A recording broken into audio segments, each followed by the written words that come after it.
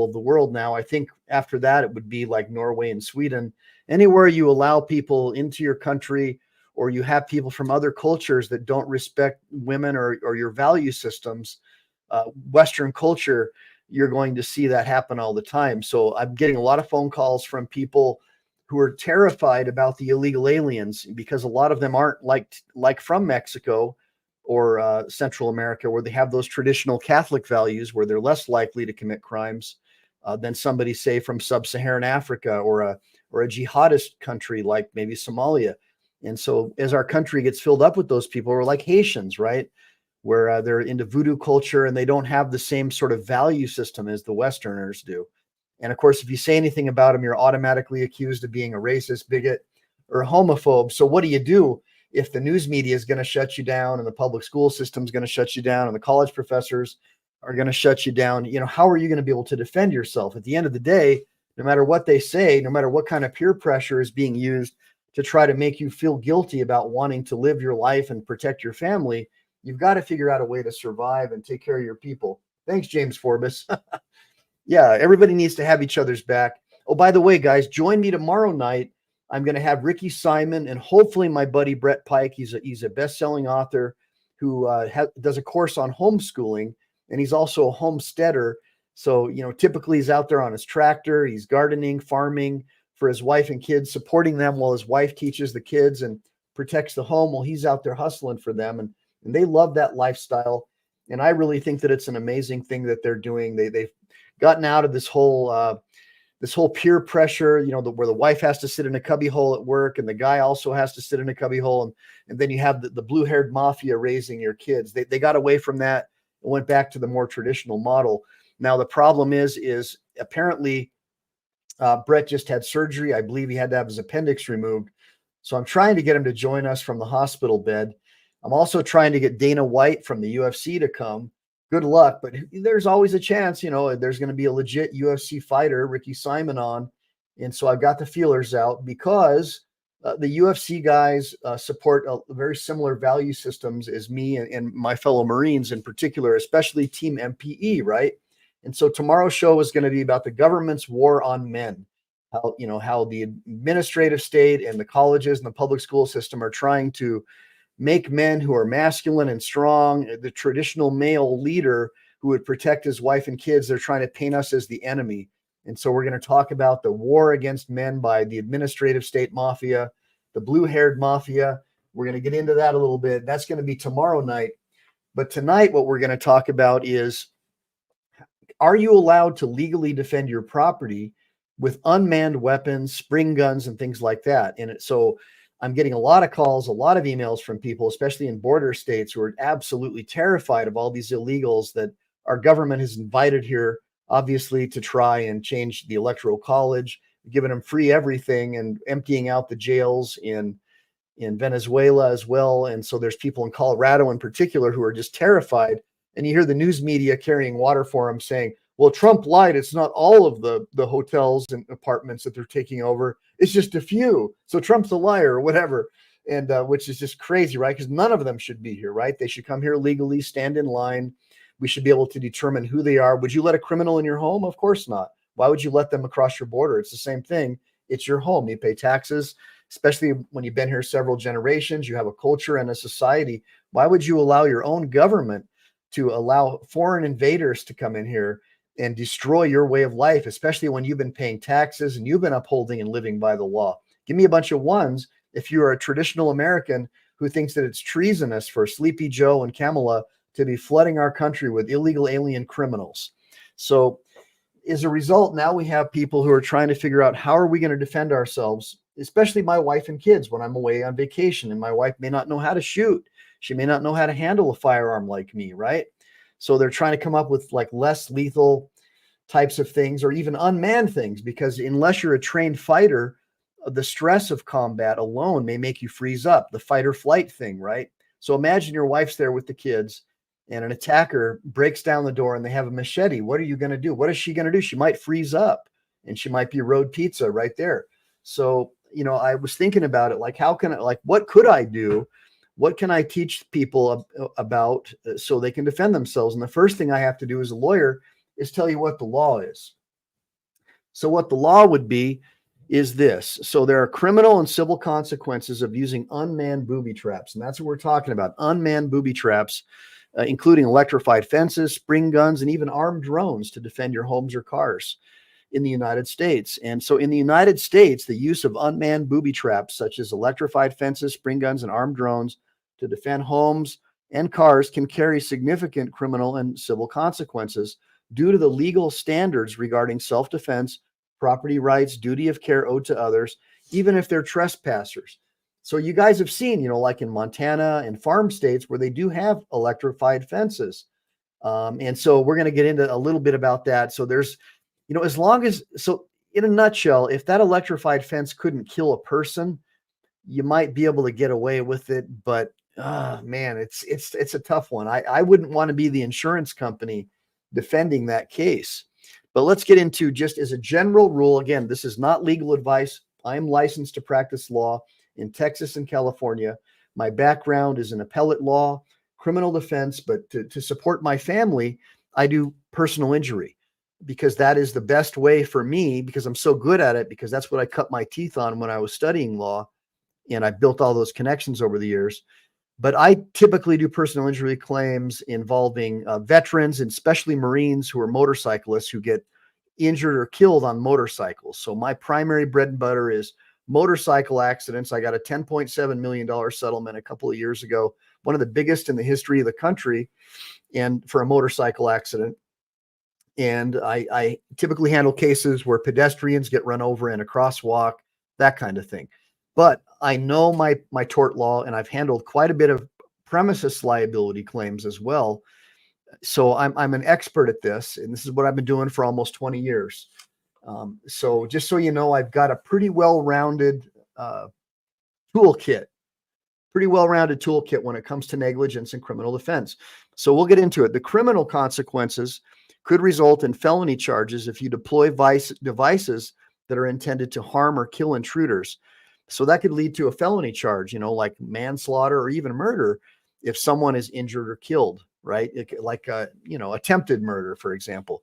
So the intent to cause harm, even in the defense of property, often results in these charges, even if it's legal. So if you live in a blue state where you have Soros prosecutors, they're more like Canadians or the British, where they don't really value human life the way that we do. They value the lives of criminals more than they value the lives of the victims, unfortunately.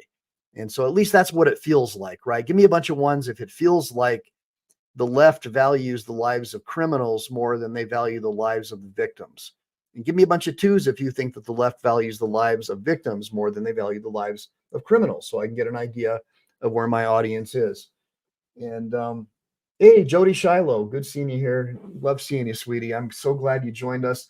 So it looks like we've got almost half girls and half guys so far in the sidebar, which is super cool. I wish we could get more women in here. I just don't get it why you're not more interested in ladies, in particular single women, aren't more interested in trying to have families and have children and meet a cool guy like me or James Forbes, who's willing to lay his life down in order to reproduce and give you the joy of having a family. I don't get it. But if you are like that, join my channel. Maybe you can meet a cool single dude. I'm not single. So, don't think that you have a chance, ladies. I can't do anything. My wife's from El Salvador.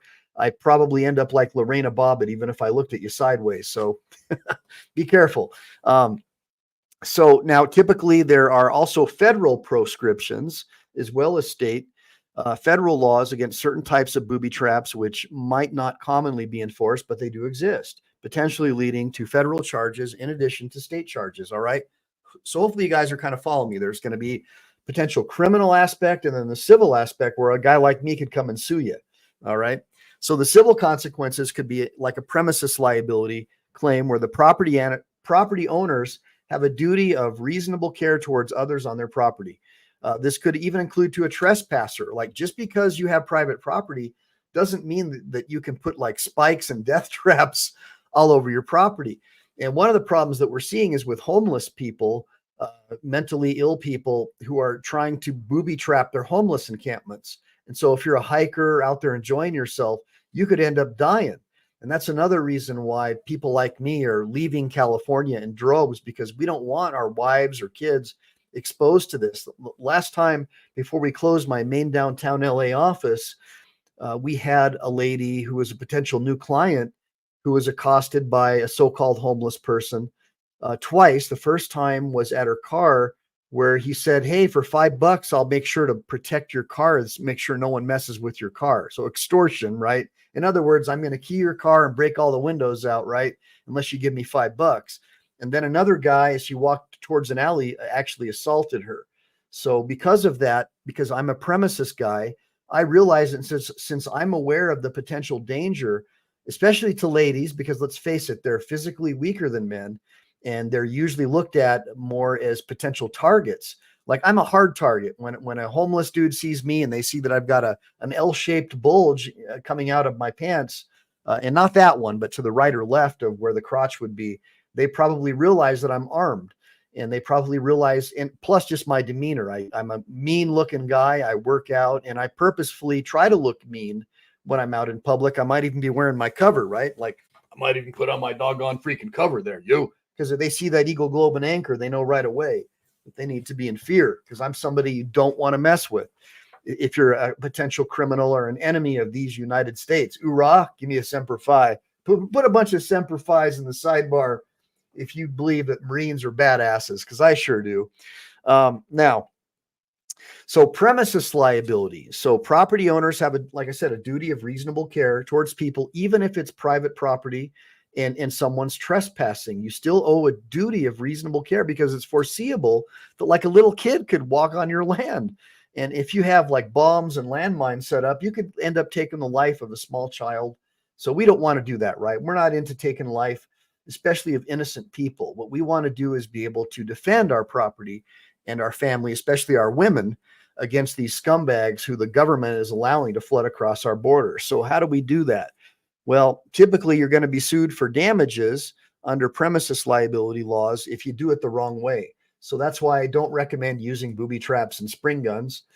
And I don't know what to tell you other than to build like big walls and whatever you can do to try to keep them out. Maybe put up a sign that this is a well-armed premises. If you come here, like, don't be one of these libtards and put up a sign saying this is a gun-free zone, because that's the best way to invite criminals. I mean, that's probably why criminals know that schools are an easy target, because they know that it's illegal for people to have firearms on school campuses. So if I was a jihadi terrorist, that's the first place I would go.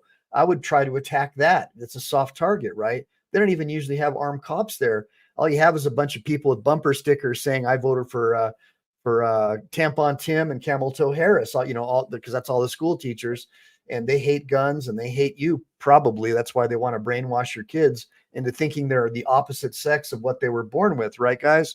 So let's get into the next thing. So the legal principle holds that property owners are responsible for injuries that occur on their property due to negligence. They will be responsible for a negligent condition that they created, or a dangerous condition that they created, or they were aware of.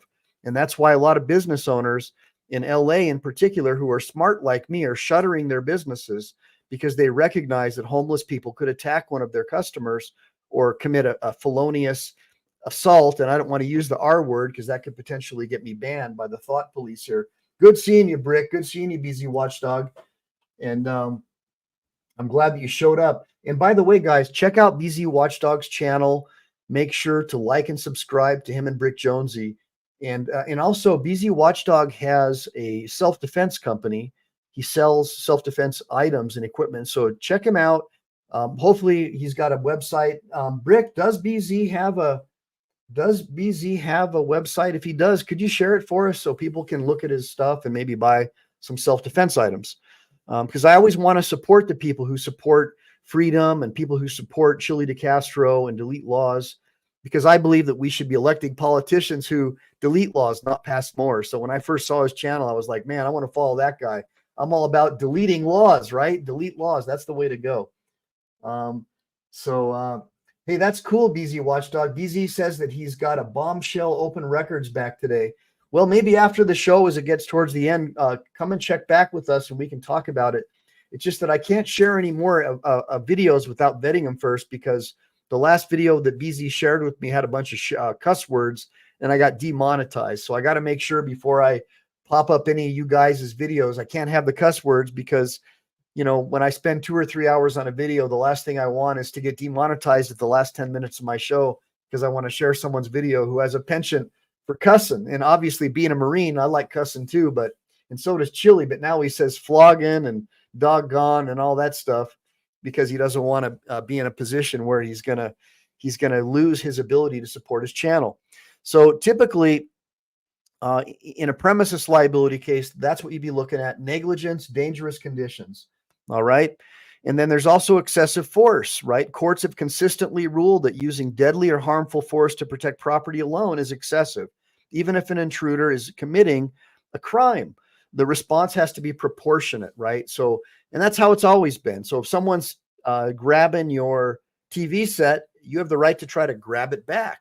And if he grabs a baseball bat to prevent you from grabbing your TV back, well, you'd have the ability to then use a baseball bat against him. So it's got to be proportionate. I hope that's making sense. And that's not all states. I mean, I think that Texas does allow you to use lethal force to protect property. And obviously, in those areas where you can use lethal force to protect property, lo and behold, there's far less property crime.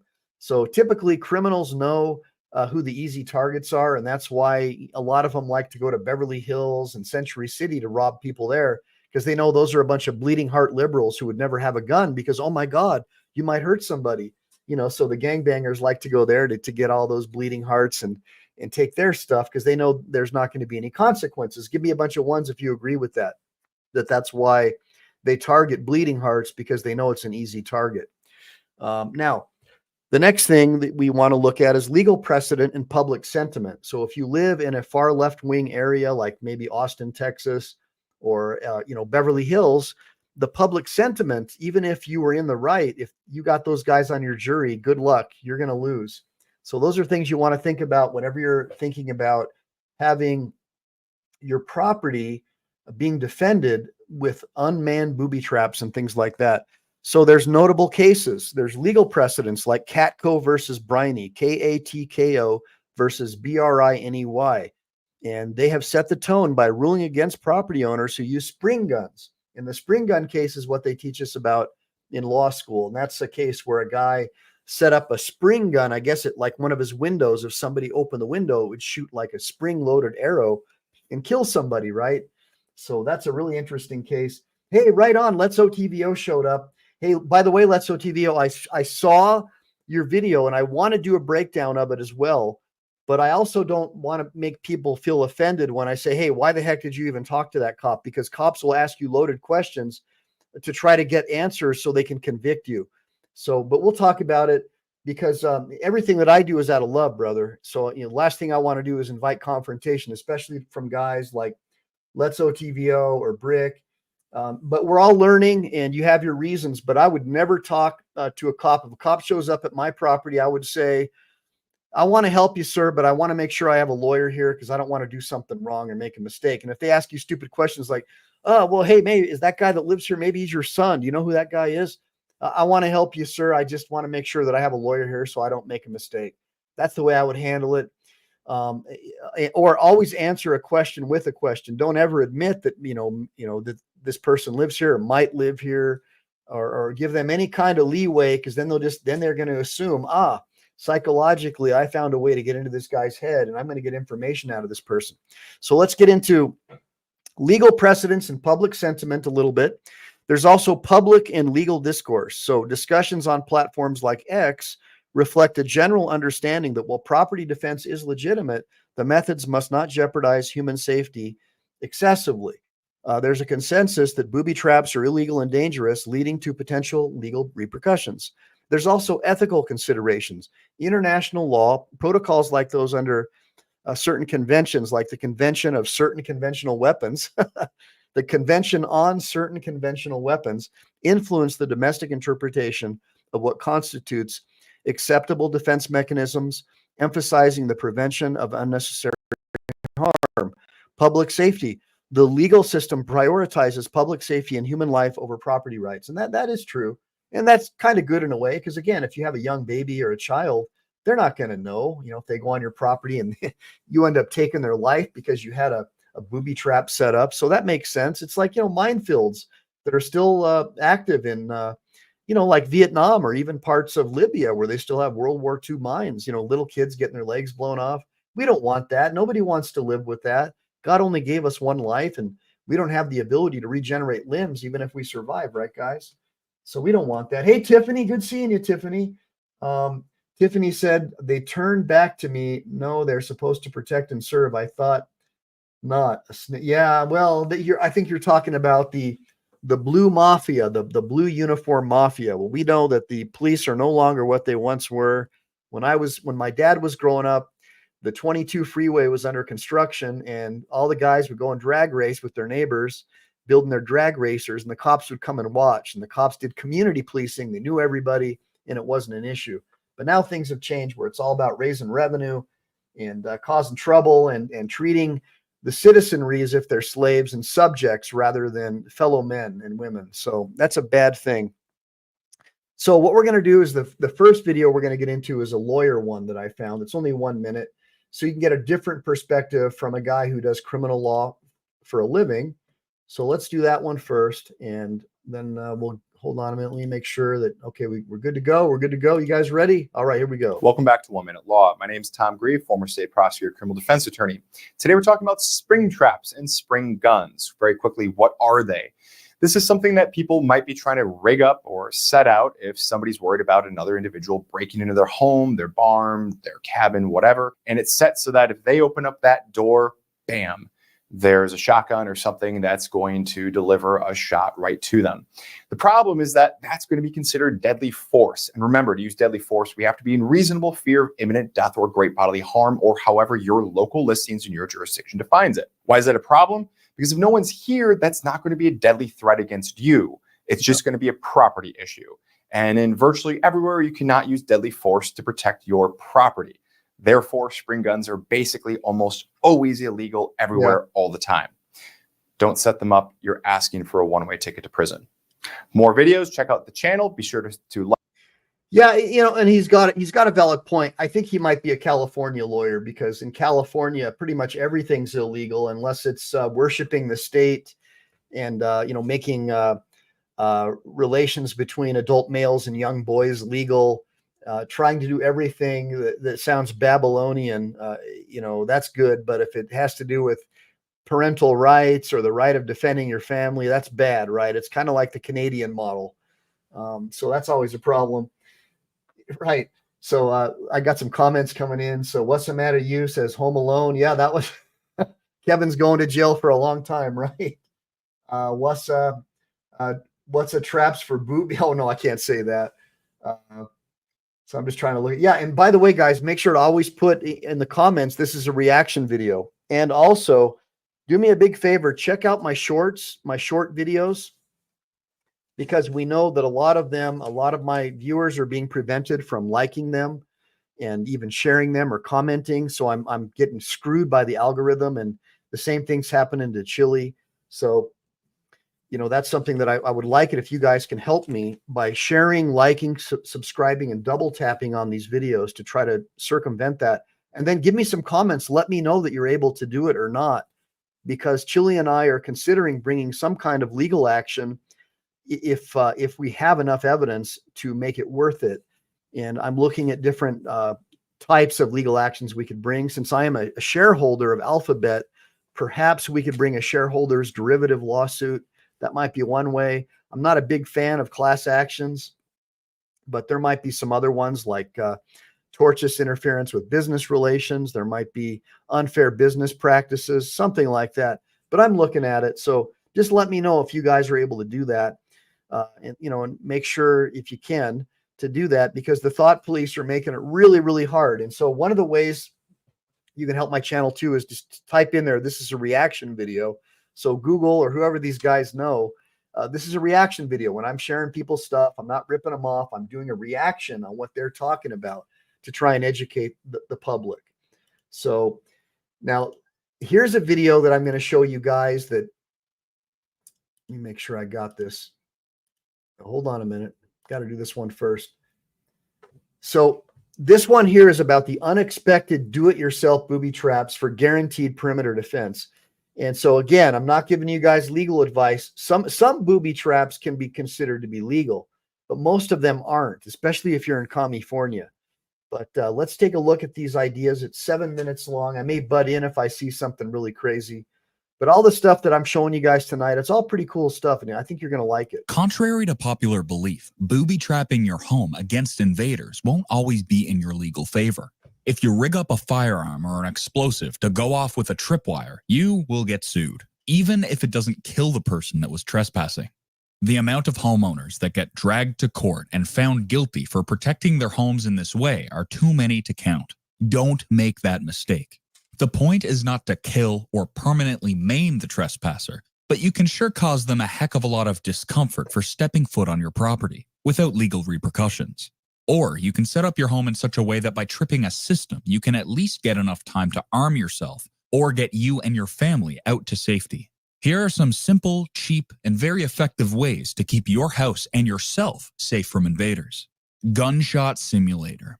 Since we're on the subject of fatal means to protect your home, you might not be able to rig a firearm up to a tripwire, but you can set up that tripwire to sound a heck of a lot like the real thing when it goes off.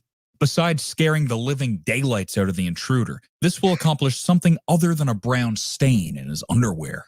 It's going to tell you whether or not this guy has a weapon on him. When that bang of a noise blasts off, his reflexes are going to kick in. And that's probably going to cause him to instinctively pull the trigger of the gun he's holding, if he's got one on him. You don't want to put up a gunshot simulator near your bedroom. You want it at the points that you know are the weakest. The hallway, the garage, and the laundry. Now, my understanding is that image that you saw there was actually the real deal. And I think that the homeowner was a Marine, and he wasn't a very bright one at that. But hey, most of the guys in my unit weren't the brightest guys. That's why they need a couple guys like me in their unit to keep them out of trouble. Laundry room are great places to consider. And rigging a simulator isn't all that hard either. All you need is a tripwire that's connected to a CO2 canister or a flashbang. The moment that wire is tripped, a sound like a gunshot goes off, alerting you to an intruder. Then one of two things will happen. You'll hear a second round fired directly after the wire's been tripped, meaning you'll need to get yourself armed real quick because this guy's packing. Or he's going to run, thinking someone's shooting at him. The same method can be applied to simple tripwire alarms set up over doors and windows, triggering a warning that someone has breached an entrance.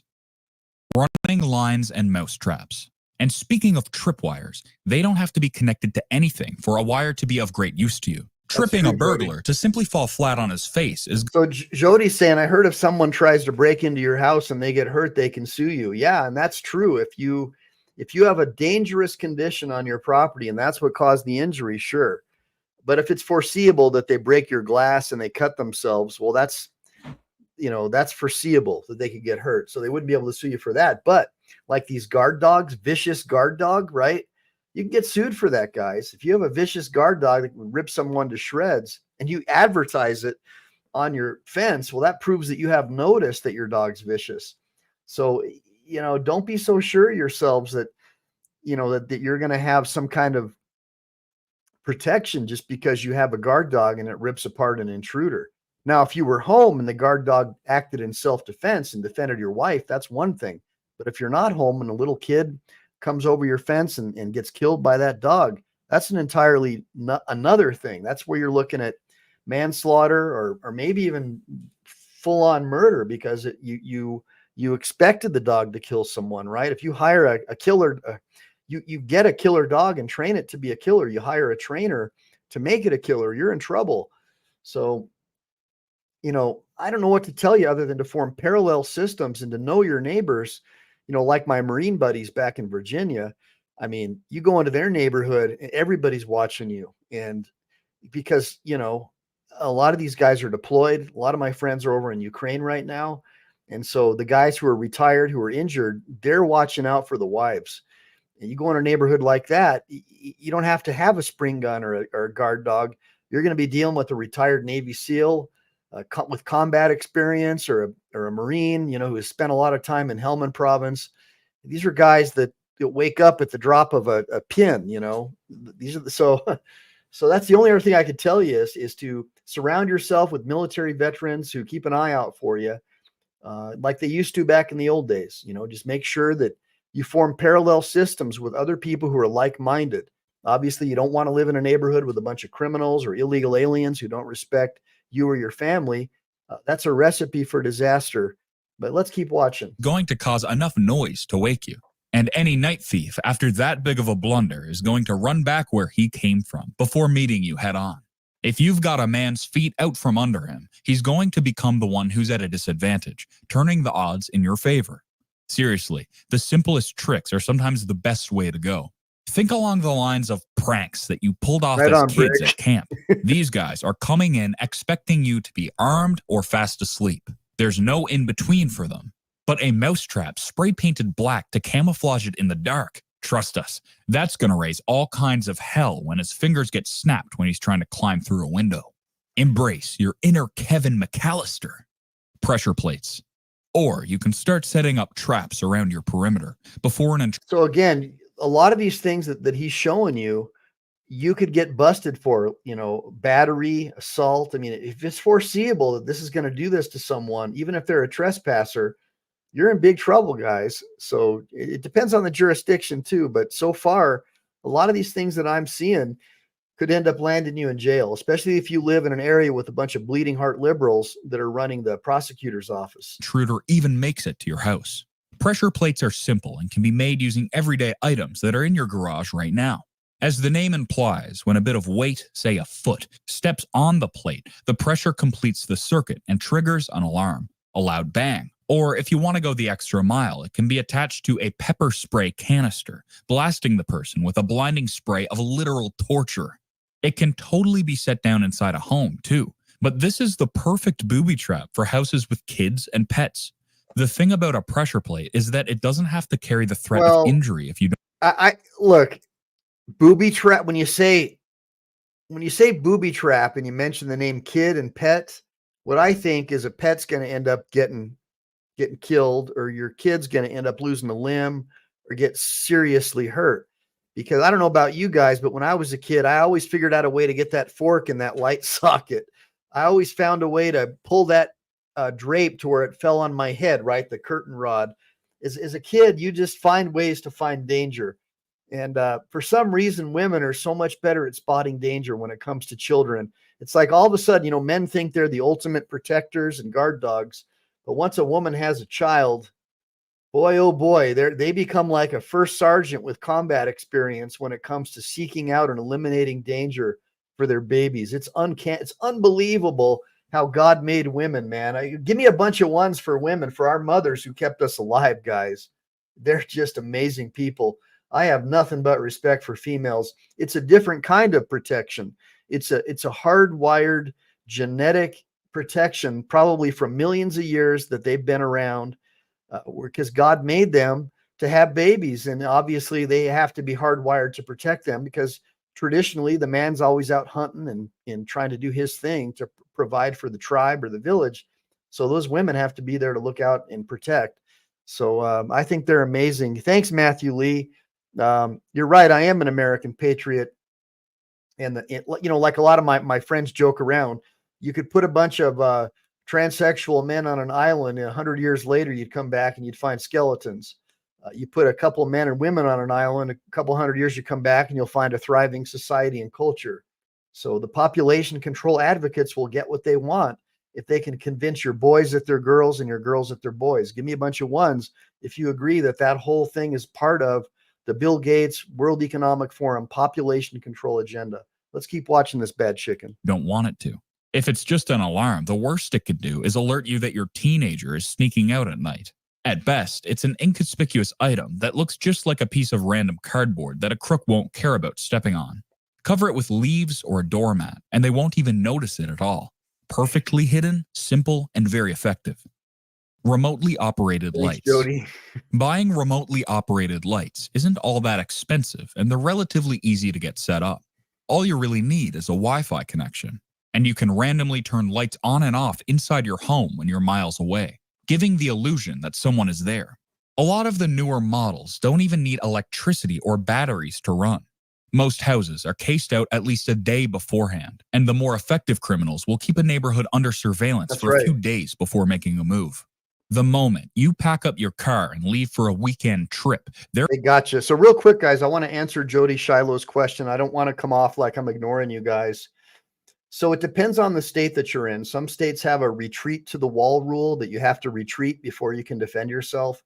And some states have a rule that you can stand your ground. And obviously, I'm always going to stand my ground unless my attacker has a weapon. And then I'm going to retreat so I can find cover and concealment and return fire, right?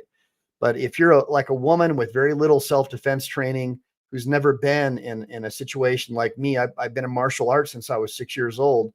So I'm sort of trained to react based on muscle memory. And then being a jarhead, being taught to be brave and all that, that's sort of built into my DNA as well.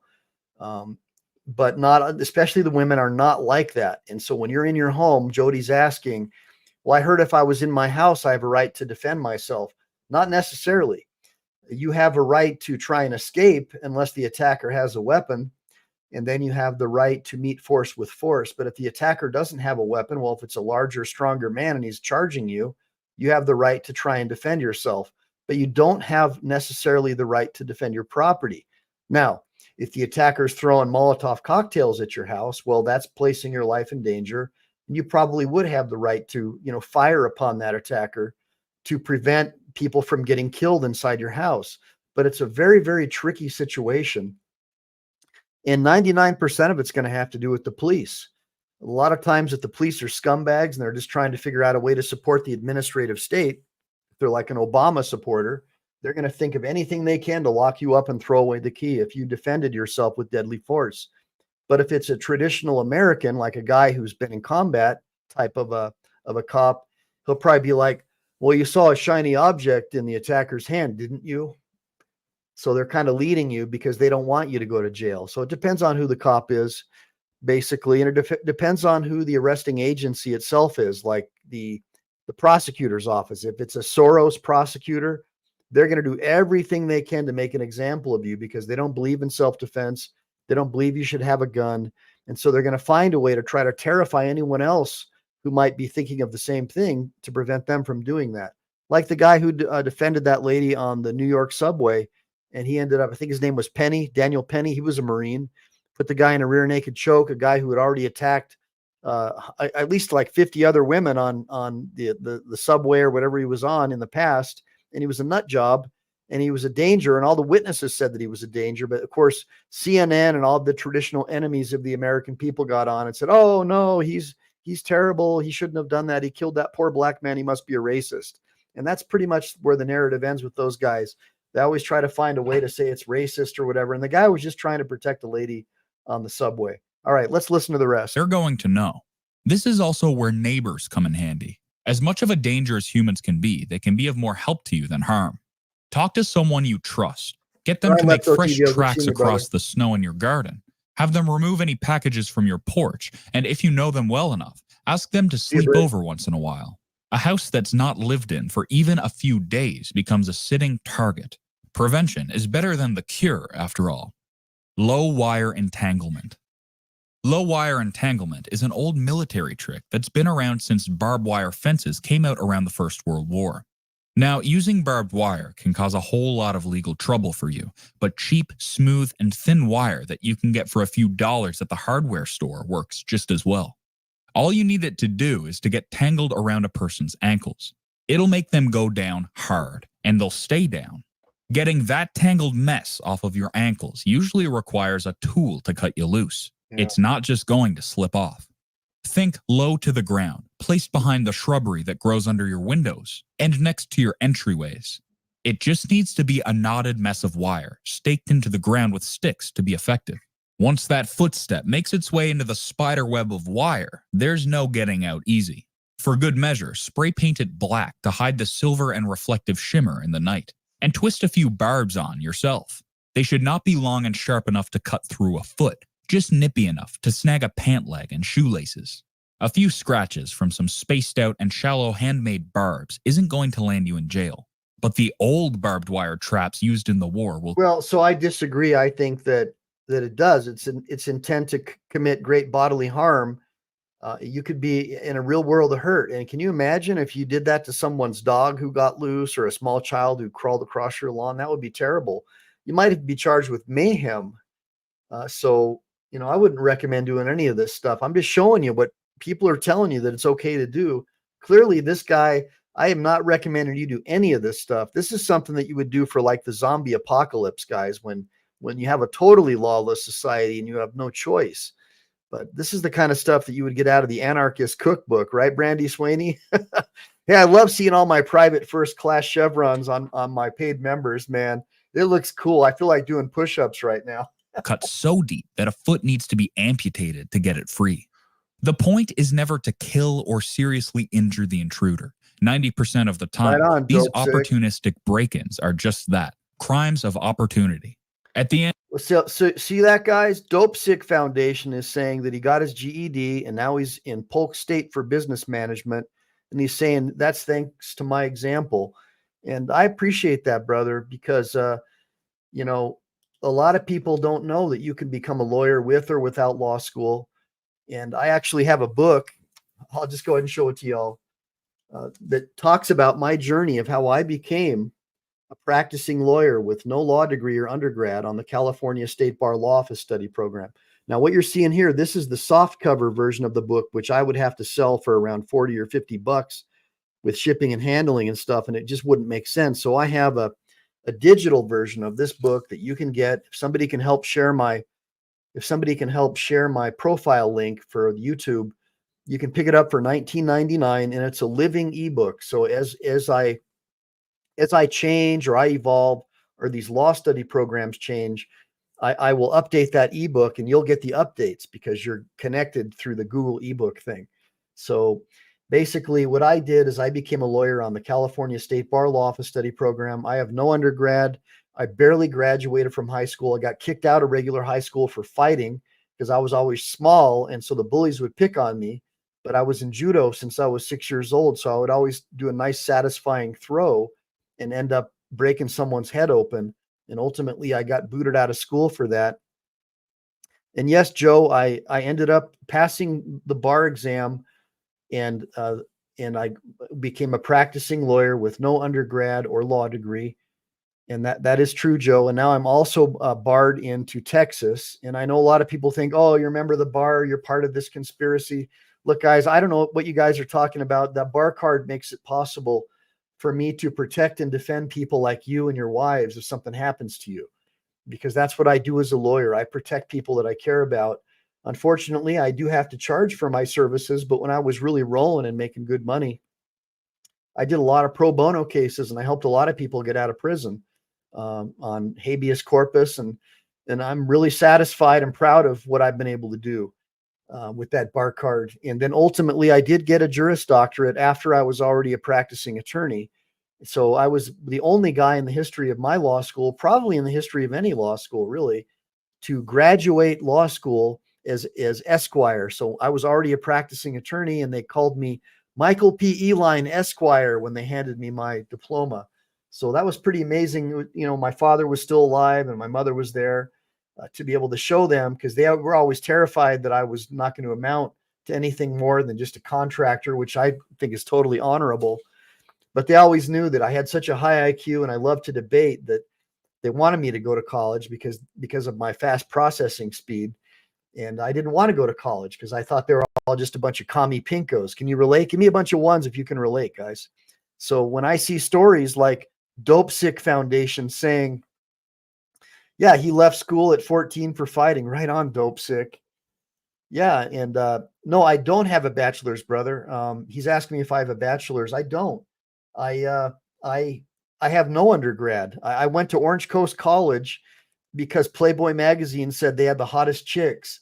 So I went to Orange Coast College and enrolled in a German class. So I learned basic German there. But I was just there to meet all the hot chicks, man. That was what it was all about for me. I was a surfer, lived in Newport Beach. And so, yeah, man, probably a lot like you, Dope Sick. I just wanted to meet girls, and having an education and a degree didn't matter that much to me at the time. But I always felt like I would be a great lawyer because I'm really good at debate and I have a near photographic memory. I can memorize code sections pretty well. I used to be like automatic, but as I'm getting older, I don't have that. And, I suffered a couple of head injuries from fighting and stuff like that. So I don't have the recall that I used to have, but I'm still pretty squared away. Look, I don't want to bore you guys too much. Let's go ahead and finish up this this particular video, and then we'll get into the rest of the cool. Hey, Rain Man, Joe Childs, Tiffany Douglas is talking about vicarious liability. Yeah, we'll talk about that. And it's not Duncan Shun, it's Dunkashin, Danker. But I get what you're saying, brother. Duncan Shun, I love it, bro. And that's the cool thing about me.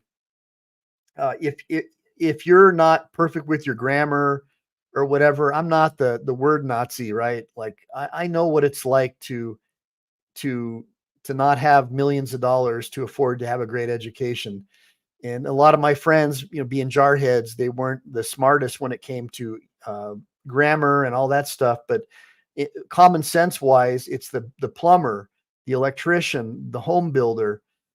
Those are the ones with the common sense. The people who spend their times in academic institutions, they don't have the common sense. They might be good with grammar and English, but they don't have the common sense.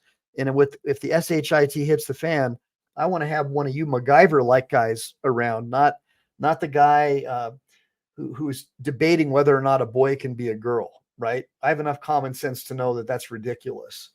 And so academics, I don't really have a lot of time for them. And that's probably why most of my friends are not lawyers, probably why most lawyers that I meet don't really like me, because I think like a blue collar guy. I just happen to have a really good legal education. So we'll finish up this guy real quick, and then I got a bunch of really good videos for you guys about spring guns and home defense. End of the day, deterring a criminal is as easy as giving them a good scare. But if you're unlucky enough to be one of the few targets that happens to meet an armed threat, then getting them down on the ground is going to give you the best chance of survival. Don't let the criminals get the upper hand in your house or in the courts. These guys come in expecting alarms, cameras, and at the very least, an armed homeowner. They want to get in and get out quietly and quickly. They aren't looking at the floor for pitfalls. Their eyes are on the countertops and drawers, seeking the things that can be grabbed for as much value and for as little effort as possible. Think smart, think simple, and stick to the old tricks. They'll keep you on the right side of the law, and they'll give the burglars, who should be punished, the humbling experience they deserve. Well, what it's going to do, if you follow that guy's advice, it's going to give the burglar a chance to get your bank account. So again, that's what not to do. Pretty much everything he showed you is something as a lawyer or just as a good human, I would recommend that you don't do. Doing barbed wire traps, hiding stuff, mouse traps at your window seal. You're looking, little kids could just come onto your property. You could really cause a lot of damage to them. And I know most of the people in my channel would never be able to live with themselves if they harmed a child. So you just think about that. There's less lethal ways that you can defend your property.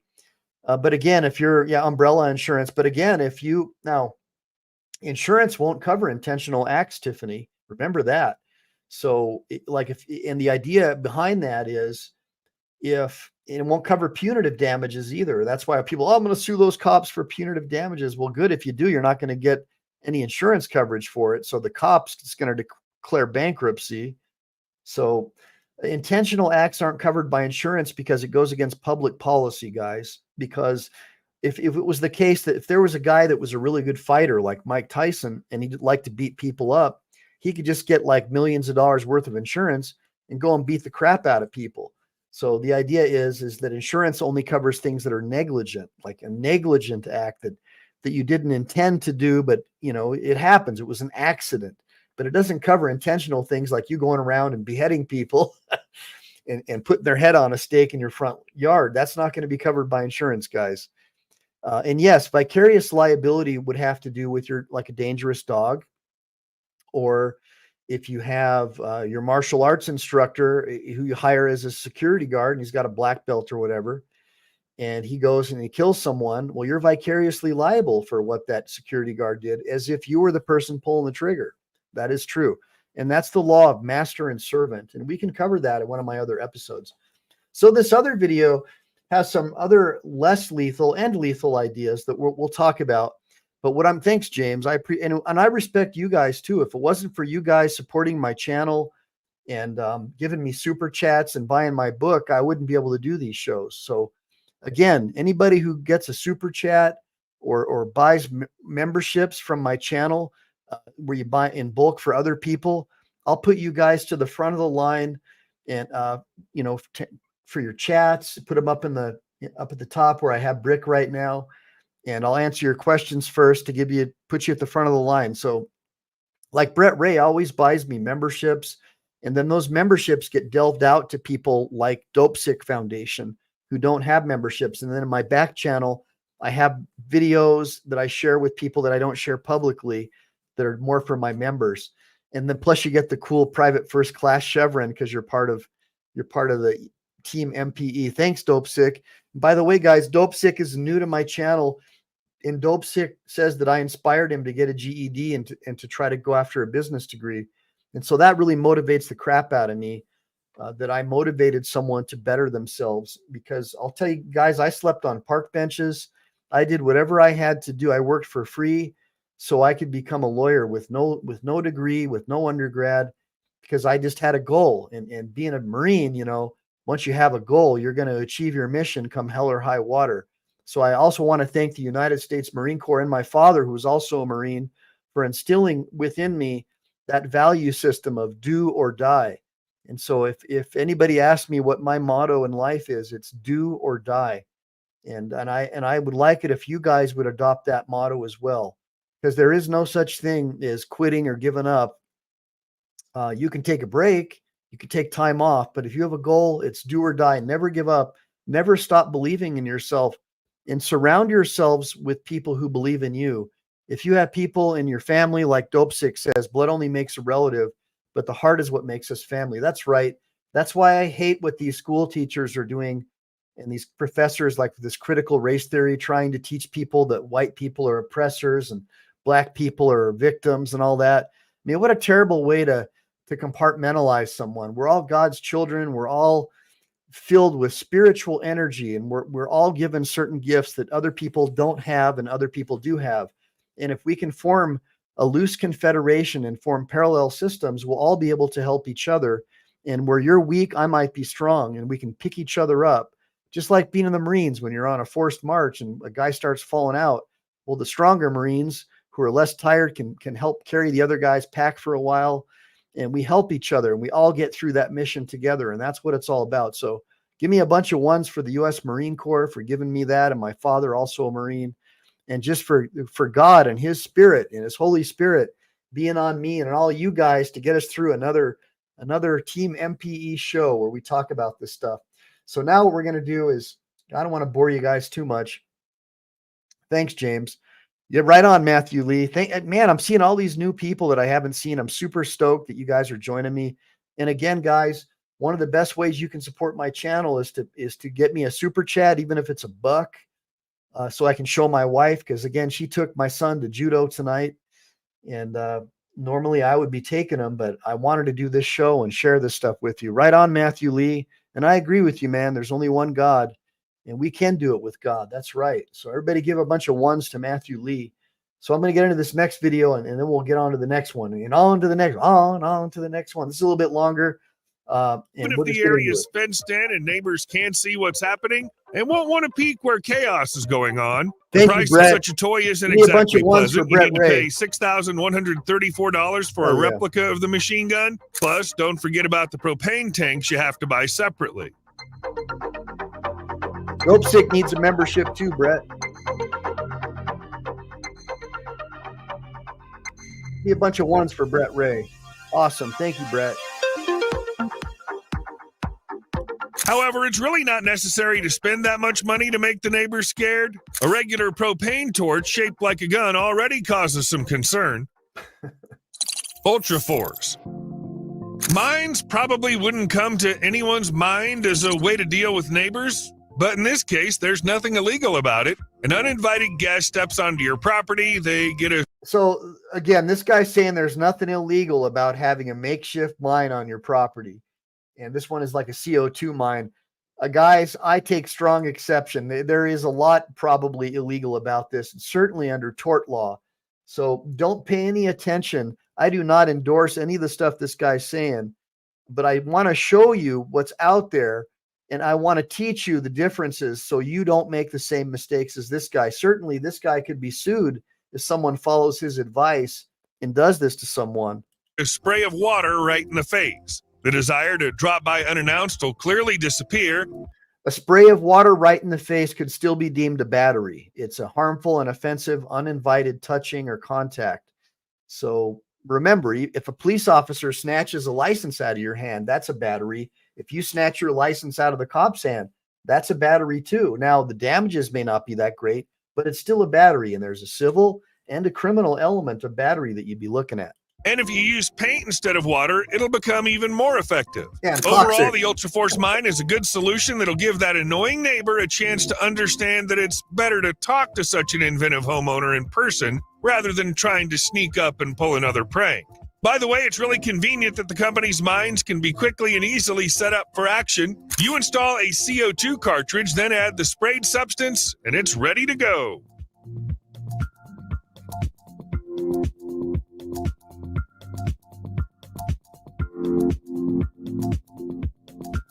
I appreciate that, Ray. Brett Ray. Brett Ray's awesome, man. Brett Ray's always hooking up my audience. Signal jammer. The neighbors are making a lot of noise and blasting music. It's not worth going out and dealing with it. It could be unsafe. You can use a more original method. Buy this box, which costs between $1,188 and $1,488. Carefully gather its contents according to the instructions, set it up, and then activate it. The gadget with 22 antennas blocks signals in a range of 33 to 131 feet, which lets you, for instance, restrict TV watching, mess up Wi-Fi connections, disable security cameras, and do plenty of other things to get your neighbors to quiet down. Okay. The device works for 1.5 hours. That's definitely enough time to get things done. And if not, you need 3 to 4 hours of charging, and you can keep going. I hate that freaking music. So you see that? Signal jammer. Here we go. Lobster. It's no secret that a lot of folks are using drones for filming these days. Still, drone users might want to see what's going on in your yard. To keep them from invading your privacy, you can use the Drop Tech gun. You can use it to trap a drone in a net, bringing it down to stop its surveillance, or just those pesky flights over your house. Depending on the model you choose, the perfect range for net shooting is 40. Now, so you guys know this, that has been deemed illegal as well. Shooting drones out of the sky is a big no-no unless that drone is within like your home. If they're legally above the airspace, you can't be shooting drones down, guys. You're going to end up getting in a lot of trouble. So again, don't take anything this guy says as legal advice, and don't think that by you doing this somehow you're going to be protected because you saw it on YouTube. To 89 feet or 59 to 138 feet in the latest, more advanced version. Using the anti-drone weapon from Drop Tech is super easy and convenient. No complicated actions are needed. Just place the net block, then load a blank round into the pistol, pretty cool, and all that's left is to aim and pull the trigger. Meanwhile, aiming is done using the Meopta Meosight 3 with a red dot, which, according to the makers, allows you to aim and shoot with your eyes open. Well, that's good. I don't know how else you would aim and shoot. It allows you to aim and shoot with your eyes open. Go figure. Who would have thought that you'd want to be able to aim and shoot with your eyes open? Wow. I don't know, guys. I think this guy needs a little bit of help. What do you think, Tiffany?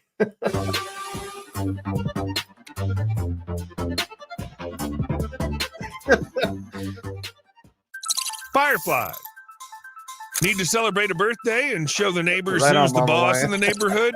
Fireworks are a great solution. The flashes are beautiful for everyone celebrating. And at the same time, they're an annoying sight for the neighbors. Plus, you can organize it without any hassle.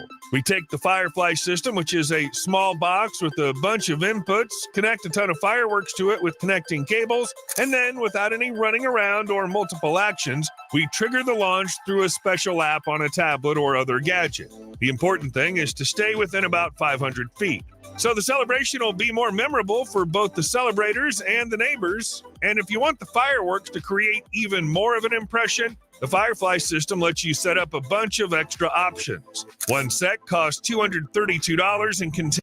I mean, you know, that actually is a plausible idea. I mean, something that's going to do like a fireworks show and maybe scare people away, that might plausibly, you know, if it's not hurting someone, that kind of makes sense. I mean, honestly, if someone comes on my property, they have a lot more to be worried about than something like that if I'm home. But if I'm not home, and my wife's there, well, the difference between her and about 99% of women out there is that she is a well-trained in close quarters battle, as well as judo. And so are my kids. And my daughter was stripping down my 1911 and cleaning it and putting it back together again, blindfolded, by the time she was like 6 years old. So I'm a different kind of father. I want to make sure if something happens to me that they're going to be able to survive and thrive. And that all men who really love their families should definitely be teaching self-defense and teaching their kids how to break down a weapon and arm it, disassemble it, keep it clean. Give me a bunch of ones if you agree. Contains one main module, 8 3-foot cables, and 7 10-foot cables.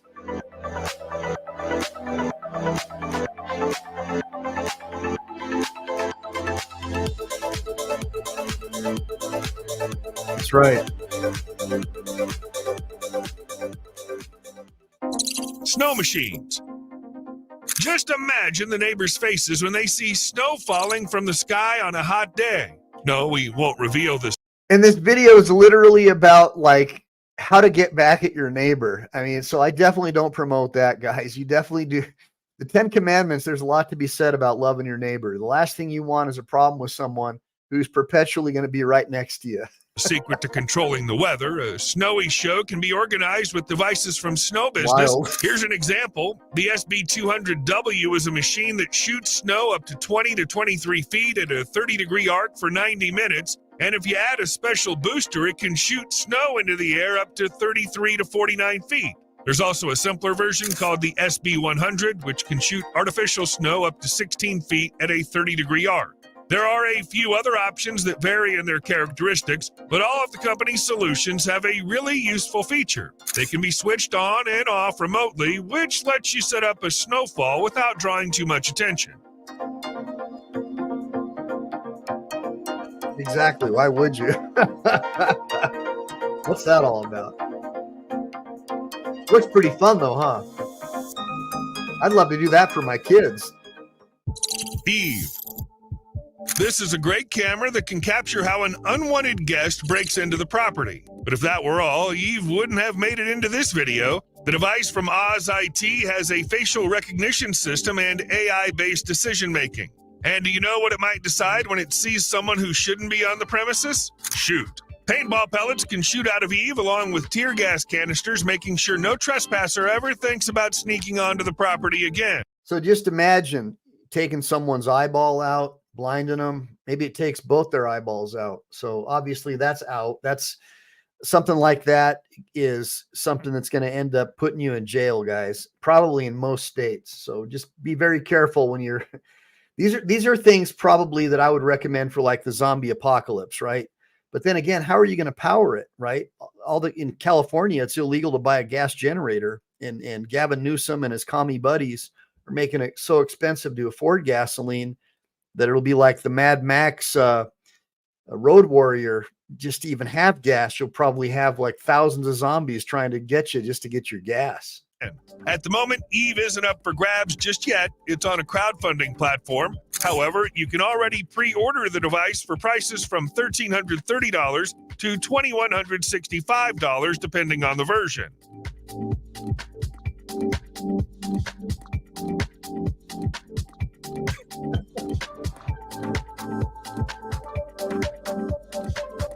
Please stop shooting me. Ah! Have a heart.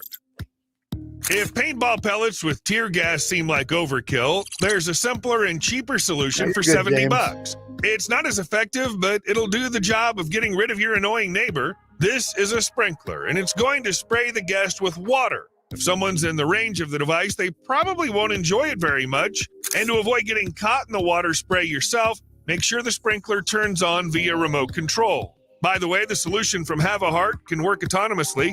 Thanks to the built-in infrared sensor that detects heat and triggers the water release, anyone entering the sprinkler's range will get hit with a refreshing spray.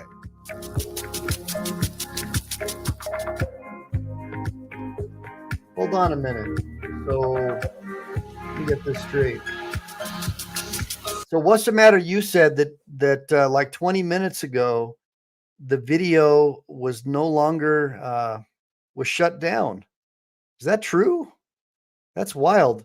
Well, I'm gonna keep playing the video. I'm gonna take a look in the back end, because who knows? Maybe the thought police thinks that this is like you know, maybe I did something to upset the thought police. But I'll keep playing this. It looks like at least Team MPE can watch it. So let's see what's going on. Poseidon Aqua 2. The neighbors are still reeling from the unexpected snow. You could hit them with a thick fog. A crafty homeowner could pull this off with these devices. The Poseidon Aqua 2 from Froggy's Fog generates enough fog to cover up to 3,000 square feet. At the same time, the fog machine doesn't use cryogenic devices or dry ice. It all works just with special liquid, water, and electricity. The power of the mist output can be adjusted. The same goes for humidity. Settings are easily made using the built-in LCD screen and intuitive controls. In general, devices from Froggy's Fog are suitable for both indoor and outdoor areas, and they won't give you a headache. You'll need to pay $2,400 for this original device to fight against the neighbors.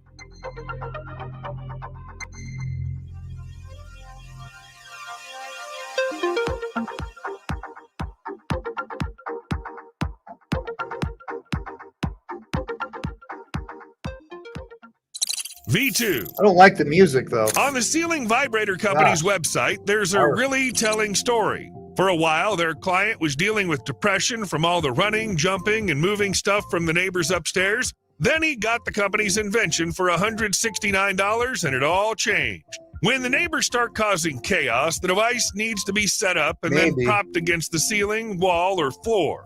After that, V2 kicks in, making the neighbors realize that it's time to stop disturbing. So Dope Sick, what's going on is that YouTube has all these new crazy rules and regulations. You can't talk about firearms, I guess. You can't say anything negative about Big Pharma, even if it's true. It's like, because they have a partnership with the World Health Organization. So it's gotten to the point where if it's anything really controversial, yeah, they'll shut down your channel. And obviously I want to get the word out to as many people as I can, you know, about the good news, you know, about you can do it. You know, like my show is intended to inspire people who are less fortunate, especially single moms and people who grew up poor and they don't think that they can make it. And I try to inspire people and let them know, yeah, you can. And by forming parallel systems that we can all help each other. And that's why I'm a big advocate of forming parallel systems and having strong male leadership. Strong male leadership is the key to a successful family. Absolutely. And yeah, right on, Dope Sick. And not just you, but I believe that a strong male, if you find the right woman, she is absolutely going to be a life partner and help you achieve your goals. And in turn, you'll help her achieve hers. And when you have those babies, it just changes everything, man. And you'll find that even when you thought you couldn't make it, once you have those babies, you'll just keep on going. It's just amazing. Spiritually, whatever it is, physically, that bond. And then of course, you know, when your woman's going through menopause and going through all of her changes and you're getting older and not looking as handsome, those memories and that bond that you have and the fact that your kids will hate both of your guts if you leave each other, you'll keep that family strong.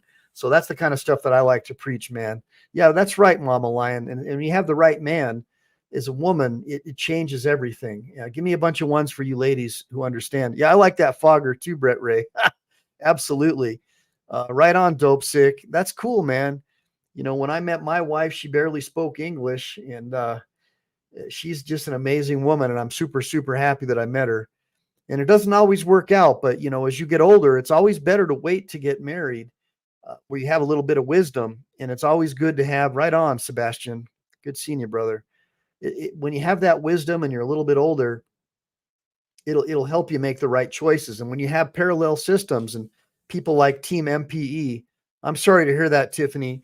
Now I'm going to get sick to my stomach, but I'm trying to talk about the positive things. There's always exceptions to every rule, guys. But for the most part, you know, the rule always beats the exception. And the rule is that if you have a strong male leader in your family, it's much less likely that especially the young men don't end up in prison, and that you'll be more successful, and they'll be more successful when they're surrounded by the love of two parents. Well, let's get back into this video. The lives of those around them. The device vibrates, knocks, or does both at the same time. Depending on how strong the impact needs to be, you can choose from 9 power levels. Also, the V2 can be controlled with a remote, and you can set a timer, which will be really useful when you know what time your neighbors start making a lot of noise.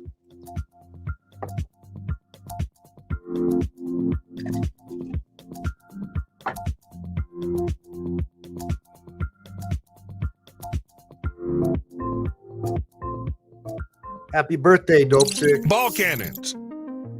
You can take the idea for a noise barrier from the company Charity Golf Guns, which adds some variety to golf tournaments. Skilled people create guns that shoot golf balls instead of standard projectiles. There are rifles that launch the projectiles from 450 to 750 feet.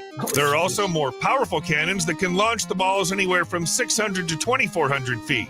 Plus, any weapon shoots almost silently as it runs on compressed air, which will be really useful for dealing with neighbors. Instead of golf balls, you can use paintball pellets or something else. At their events, Charity Golf Guns gives out $10,000 or $25,000 for hitting the hole. Of course, fighting the annoying noise beyond the... So giving advice like to use one of these things on your neighbors, if someone follows his advice, he could be sued for that, guy. So don't ever give people advice to use like a golf ball weapon to deal with your neighbors. The guy who made this video literally could be sued for giving erroneous advice that could hurt someone. Fence won't get you that kind of money, but you can definitely count on a reward in the form of peace and quiet. Yeah, happy birthday, Dope Sick. Sebastian.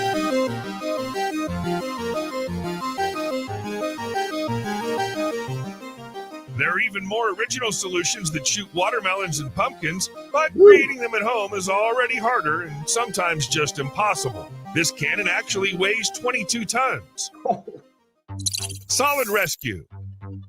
With this kind of screen, you can conceal an important object or even hide from prying eyes.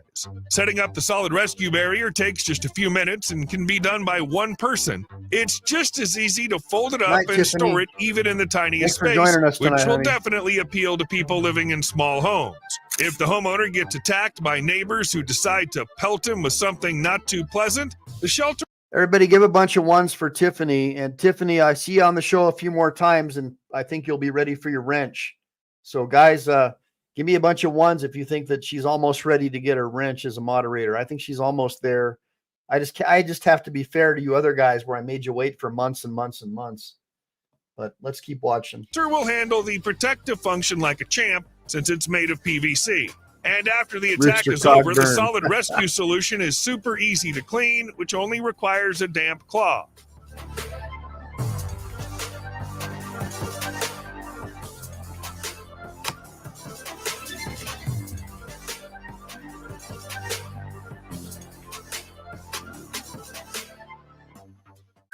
Lux panels. Here's another way to protect yourself, but this time from noise. One panel for $215 can significantly improve soundproofing from screams, yells, and a lot more. However, if you have the money, it's better to cover the entire wall with panels, as the effect will be much better. Plus, installing even a large number of panels won't be particularly difficult. The company claims that this product is the perfect DIY project, even for beginners. Besides blocking out outside noise, the panels will really enhance the interior, and there are so many different styles and colors to choose from in the company's range. Plus, the panels will increase the fire resistance of the room, as they have a high degree of fire resistance. And so I'm trying to figure out like how this is going to help you protect yourself against your neighbors. Someone help me understand. Pretty cool though. Laser strike. No, this isn't an ordinary flashlight. It's a laser used to scare away birds. but it can also be a perfect way to deal with irritating behavior from neighbors. According to the company Portec, which made the device, it can get rid of birds from the property in 3 to 10 days of use. It won't send neighbors packing, but it'll surely encourage some talk. Inside the laser, there's a big and strong diode, so you can beam it even in bright sunlight up to 2,000 feet away. The cost of the tool that'll make the neighbors more agreeable is $478. That's right, Rooster. It's ear protection. What's that all about?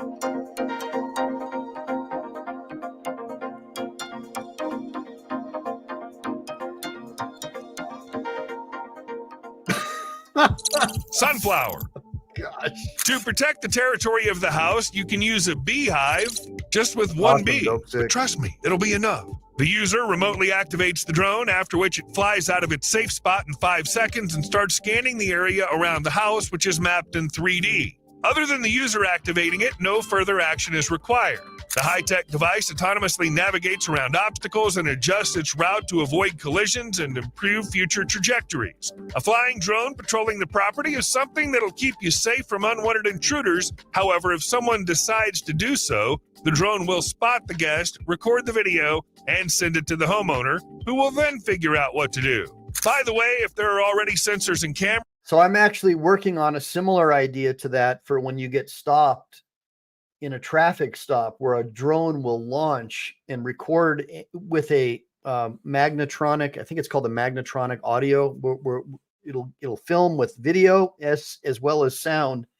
And so we're looking at the laws in the different states to determine the legality of it.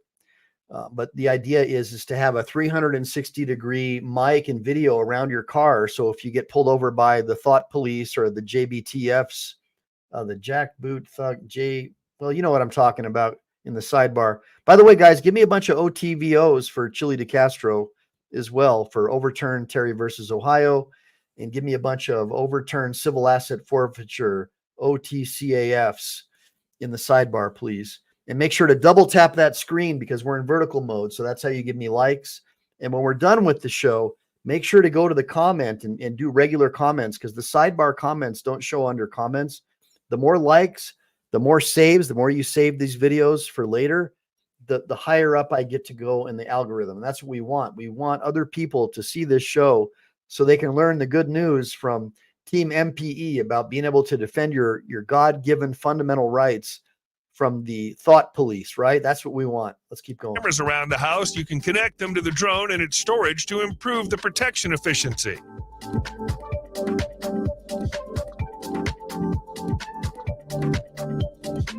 Thanks, cop.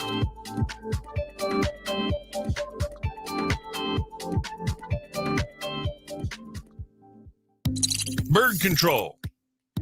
Anyone who decides to sneak onto the property without the owner's knowledge might run into a turret like this. The bird control sprinkler is equipped with a motion sensor that detects everything moving within 32 feet in front of the device and 43 feet on the sides. It then starts spraying water at the unwelcome guest. This at least shocks them due to the surprise, and at most makes them run away from the original homeowner's property. It's crucial that the bird control system doesn't require a power outlet. It operates fully autonomously using a solar panel and battery. Thanks to this feature, the $102 device will quickly pay for itself.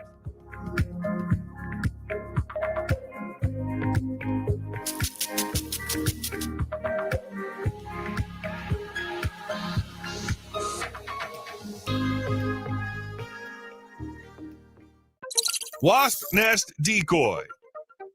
In the endless battle against annoying neighbors, you can resort to a really original method. Set up a fake wasp nest in your yard. They're made by tons of companies, but it's no secret that it's a simple DIY project you can easily handle yourself.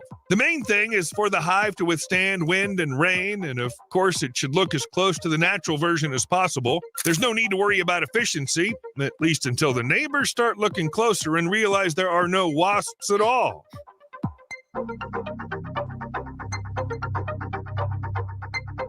Really? You've seen these before, Mama Lion?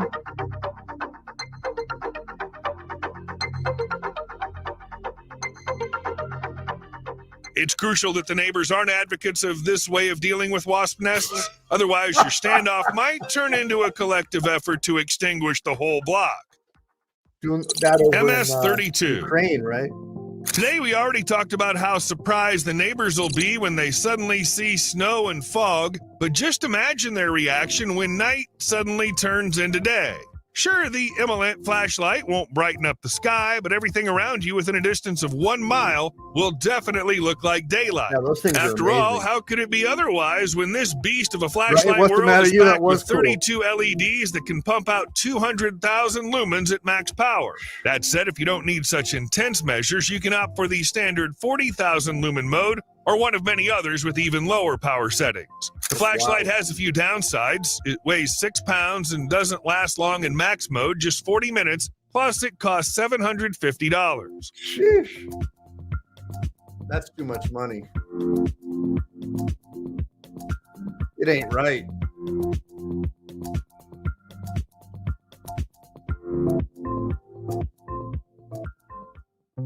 WT-1000. You can send this robot to patrol the area. The WT-1000, with its appearance alone, can make people peeking over your fence feel uneasy.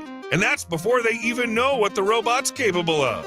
Catching the troublemaker with its security camera, it can make loud noises, spray water at a distance of about 23 to 33 feet, and even throw a net to catch the neighbor who's up to no good again on someone else's property. Spider-Man. The WT-1000 does have one problem. It only works properly at temperatures between 23 degrees Fahrenheit and 113 degrees Fahrenheit. Lucky are those living in cold climates. They'll never come across such a robot.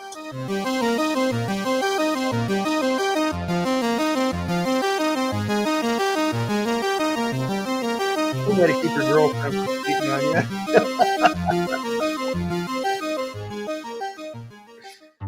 Argus. Thanks to this system, you don't have to worry about anyone sneaking onto your property unnoticed. Unmonitored sensors installed around the property create an invisible perimeter. Any breach of this boundary is detected and sent to the homeowner's device. The homeowner will know exactly where the intrusion occurred. An additional feature of this solution is its ability to integrate with other home security systems so that, for example, the police can be alerted immediately when a breach is detected. Right, like the police are going to show up. I mean, come on. People with home security alarms, they never show up. Why, you think because you buy an Argus, that's going to change it? Come on. I had some friends of mine who live in Beverly Hills, and these like LA gang members, you know, like MS, whatever, held them up at gunpoint with a 38 as they're walking their dog down a really nice multi-million-dollar residential neighborhood. And they stole their iPhone as well. And so they go home and they're tracking these criminals on their iPhone, and they call the Beverly Hills PD and they're like, I'm sorry, we don't have the manpower. They're like, what are you talking about? I'm literally watching them, tracking them right now as they're in Compton or wherever they were. And you're not going to help us? Or, oh, sorry, we can't help you. It's like, man, if I were you, I would get the hell out of California as soon as you can.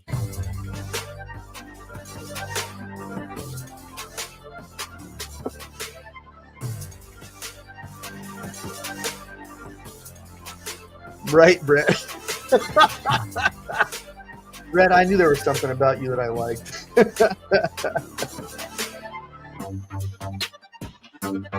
All right, so that was pretty much that one. Let's I got some. Okay, here's the other one. So this is an example of something that we all wish we could do, but alas, if you do it, you're probably going to get charged with a crime. But let's just watch this. This is a story that you guys probably saw all over the news once before, but now, since you have a lawyer who knows a little bit about the law, you're going to learn a little bit more about the law and how this works and why you should probably never try this at home, guys. A man in the CBD sets a booby trap inside his truck after he was broken into 8 times in just 3 months. Good evening, everyone, and thanks for joining us. I'm Sharice Gibson. And I'm Katie Moore. Thanks for watching tonight. The video of what happened to that would-be thief has been watched thousands of times across New Orleans. And in tonight's top story, Devin Barlotta speaks with a man who set the trap. There's still glass on Constant Street where Sunday morning Brendan Batt found the broken remains of his pickup truck window. There's nothing you can do about it. Again. 6 in the past 2 months, 8 since January. This time the cameras positioned outside his apartment building showed this. A white car pulls up beside Batt's truck. A person gets out. bashes in Bat's driver's seat window, hops in, and then shortly after, Just ruins my property, and then something happens to him that he didn't like. a flashbang rigged up on a tripwire in the truck explodes in the would-be thief's face and scares him off. It's not pleasant for this device to go off like near your face or near your body. It's a 12-gauge round with no projectile, but it does shoot gunpowder and is very loud. Bat has been unapologetically booby-trapping his own truck for this moment for 2 months. Every single night, yeah. I set it up like religious. So he's literally admitting that he's using a shotgun shell with gunpowder. I don't know if you got in the Marine Corps, we use blank rounds and we put special little red tips on the end of our barrels because, believe it or not, a blank round can kill you at close range, just like the shotgun shell could. So don't try this at home, guys. This guy could potentially blind someone, take their eye out, and yes, he could end up going to jail, even though all he's trying to do is protect his property. Because I don't want to walk out to a broken window and not have it detonate. Bat, who is a veterinarian in Metairie, says he did test runs with the device to make sure no one would be severely injured and doesn't encourage others to set them up. But he does encourage security cameras. He believes this video and its viral spread will bring this person to justice. I back the blue. I'm a proud supporter of the NOPD. And, you know, they put this whole case together and they're going to get this guy. And that's something that doesn't always happen, but everyone can set up a camera and everyone can kind of defend their own property in that way. He says, though, he's not stopping and will be setting up his tripwire until further notice. It's that little bit of justice that'll be served every time, you know. In New Orleans, Devin Bartolotta, Eyewitness News. Bat says the Hey, maybe we should move to New Orleans, guys. Maybe Team MPE should set up parallel systems in New Orleans. This sounds like the place to be. The NOPD has named a suspect in the case, and we reached out to the NOPD to confirm that, but we haven't heard back from them yet. A man in the CBD. Man, if that was California, that dude would be, you'd be seeing him with torture cuffs on him already, getting locked away. That was wild. All right, so now we've sort of seen people protecting their homes, their property. We've seen one guy saying if you want to get back at your neighbors, you could even set up a golf ball gun and try to use compressed air. Just crazy, crazy stuff. Most of it's illegal. Again, I'm a lawyer, guys. Don't take any of this stuff as advice that I'm giving you. I'm showing you what not to do. Now, here's an example of, I guess, a Trump supporter who's pissed off that these commie liberals are taking his Trump signs. So let's take a look at what this dude's doing. That was funny, man. That was freaking funny. All right. Well, that was another one. I picked a bunch of cool, fun stuff for y'all. Don't leave yet, guys. We got a bunch more. I'm glad you like it, Christopher. So look, sometimes I'm more serious, you know, but I also have a sense of humor. But there's also a legal principle behind this. And this comes from what we learned when I was studying law about the spring gun case, where a guy set up a spring gun. And when an intruder tried to break into his house, it would shoot like a dart at people and kill them. And how that was deemed to be not only a crime, but also you could sue for a tort. So here's another one. This is a guy. Now, package thieves are a real problem, guys. And so let's take a look at how some enterprising homeowners are. By the way, this guy needs to get a landscaper out. He looks terrible, man. I don't know what these people are thinking. Take care of your lawn, brother. It looks awful.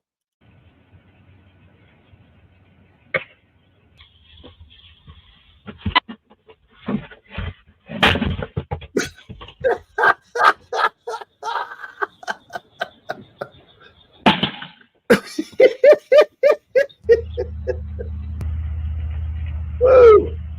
Oh my goodness. Even a little princess is doing it. That one's not as powerful, of course.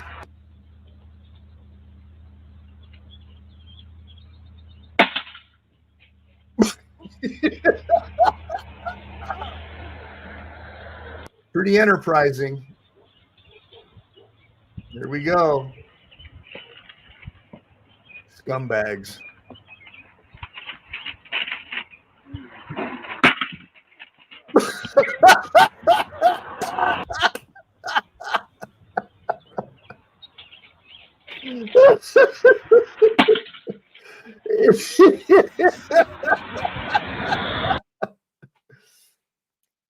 This guy looks like he could take a pretty good impact, though. I don't know.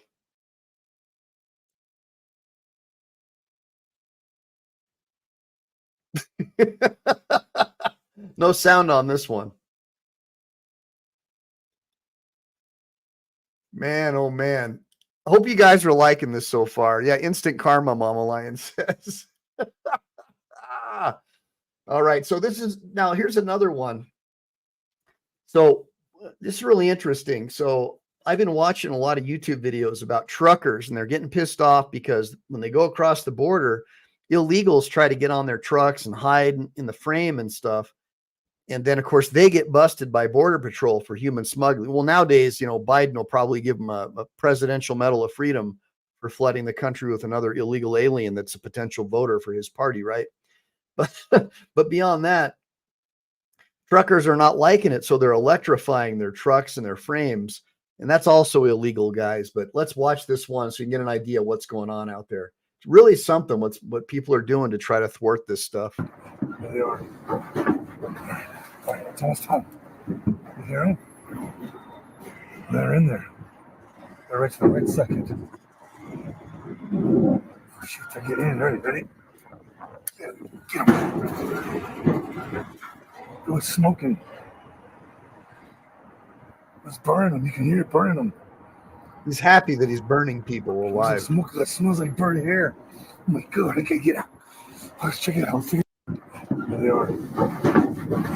Right, it's not legal to use on humans, by the way. So this guy's just a sadistic person. He's actually laughing, thinking that it's funny that their hair's burning. That's not my kind of guy. Don't ever try that kind of stuff at home, man. Now, Rooster Cogburn says a guy would rake his leaves into a nice pile out in the street for the city to pick up. Someone kept coming, flying in their car, running into his leaf pile. Eventually, he put an old engine block. Hey, man, we had a guy in our neighborhood. He was part of the city cleanup crew, and nobody could prove it, but I think I know who it was. And so these young kids were always driving by and running over the cones. So we filled a couple of them with cement. And so the next day, you knew who these kids showed up to school, and, their whole bumper smashed in with the orange color from the cone. We all know who had done it. And that never happened again. Those cones never got ran over again. So that's the old days. But again, people could get killed from this stuff too, guys. And that's why I'm not an advocate of doing it. But you got to admit there's some pretty creative ideas. Give me a bunch of ones for the creativity. But I expect everybody on Team MPE to not put your life or your neighbor's life in danger over trying to protect some property. That's crazy. Now, this is a real problem with homeless people. So the first time I ever run in one of these things, I thought it was a line to hang up clothes at. It was later that it was explained to me by a homeless Vietnam vet that the military guys learned this, that this line is not to hang clothes on. This line is on the path going to your camp, and it's about neck or chin level. And if people are trying to come in at night, they'll not see it, they'll run into it, they'll make a bunch of noise, and then whoever's in the camp a few feet away will have a warning that somebody's trying to come up on them. Actually put them out here a lot of times if they think they're in danger of having people steal their stuff, or let them know when there's a potential raid coming on. So we've gotten pretty good about when walking down trails to look for these things and try to train our volunteers to look for them, because it's a pretty comical moment when you run into one. Yeah, so you kind of see the homeless people are kind of doing their thing. I'm just looking here. Okay, so here's let me see what's this one all about. So I got a do-it-yourself perimeter guy. Let's check this one out. This is called an area denial device.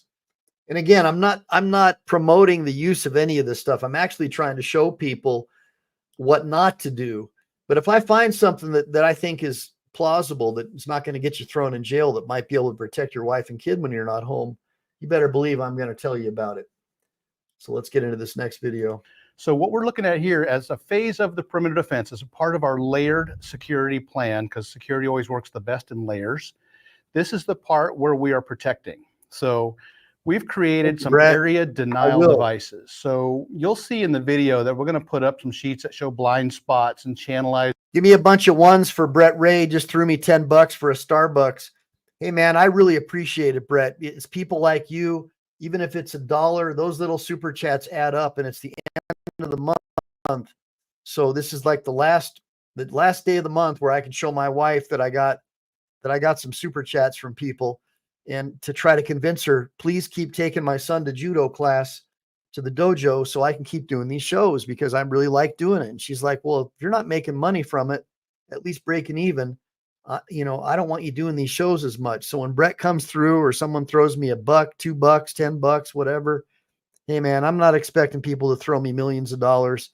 It's more than anything just to keep my wife off my butt so I can keep having fun with y'all. Let's keep watching the video. Of terrain and so forth. Because if we can put the people that are coming towards our property where we want them, we can observe them with fewer people on our side of the property. So by creating area denial devices, we're making it very uncomfortable for them to take a knee or hide behind any piece of a blind spot. So a blind spot could be a tree, it could be a parked vehicle, it could be boulders. Give me a bunch of ones for Sammy F. U. Ken P.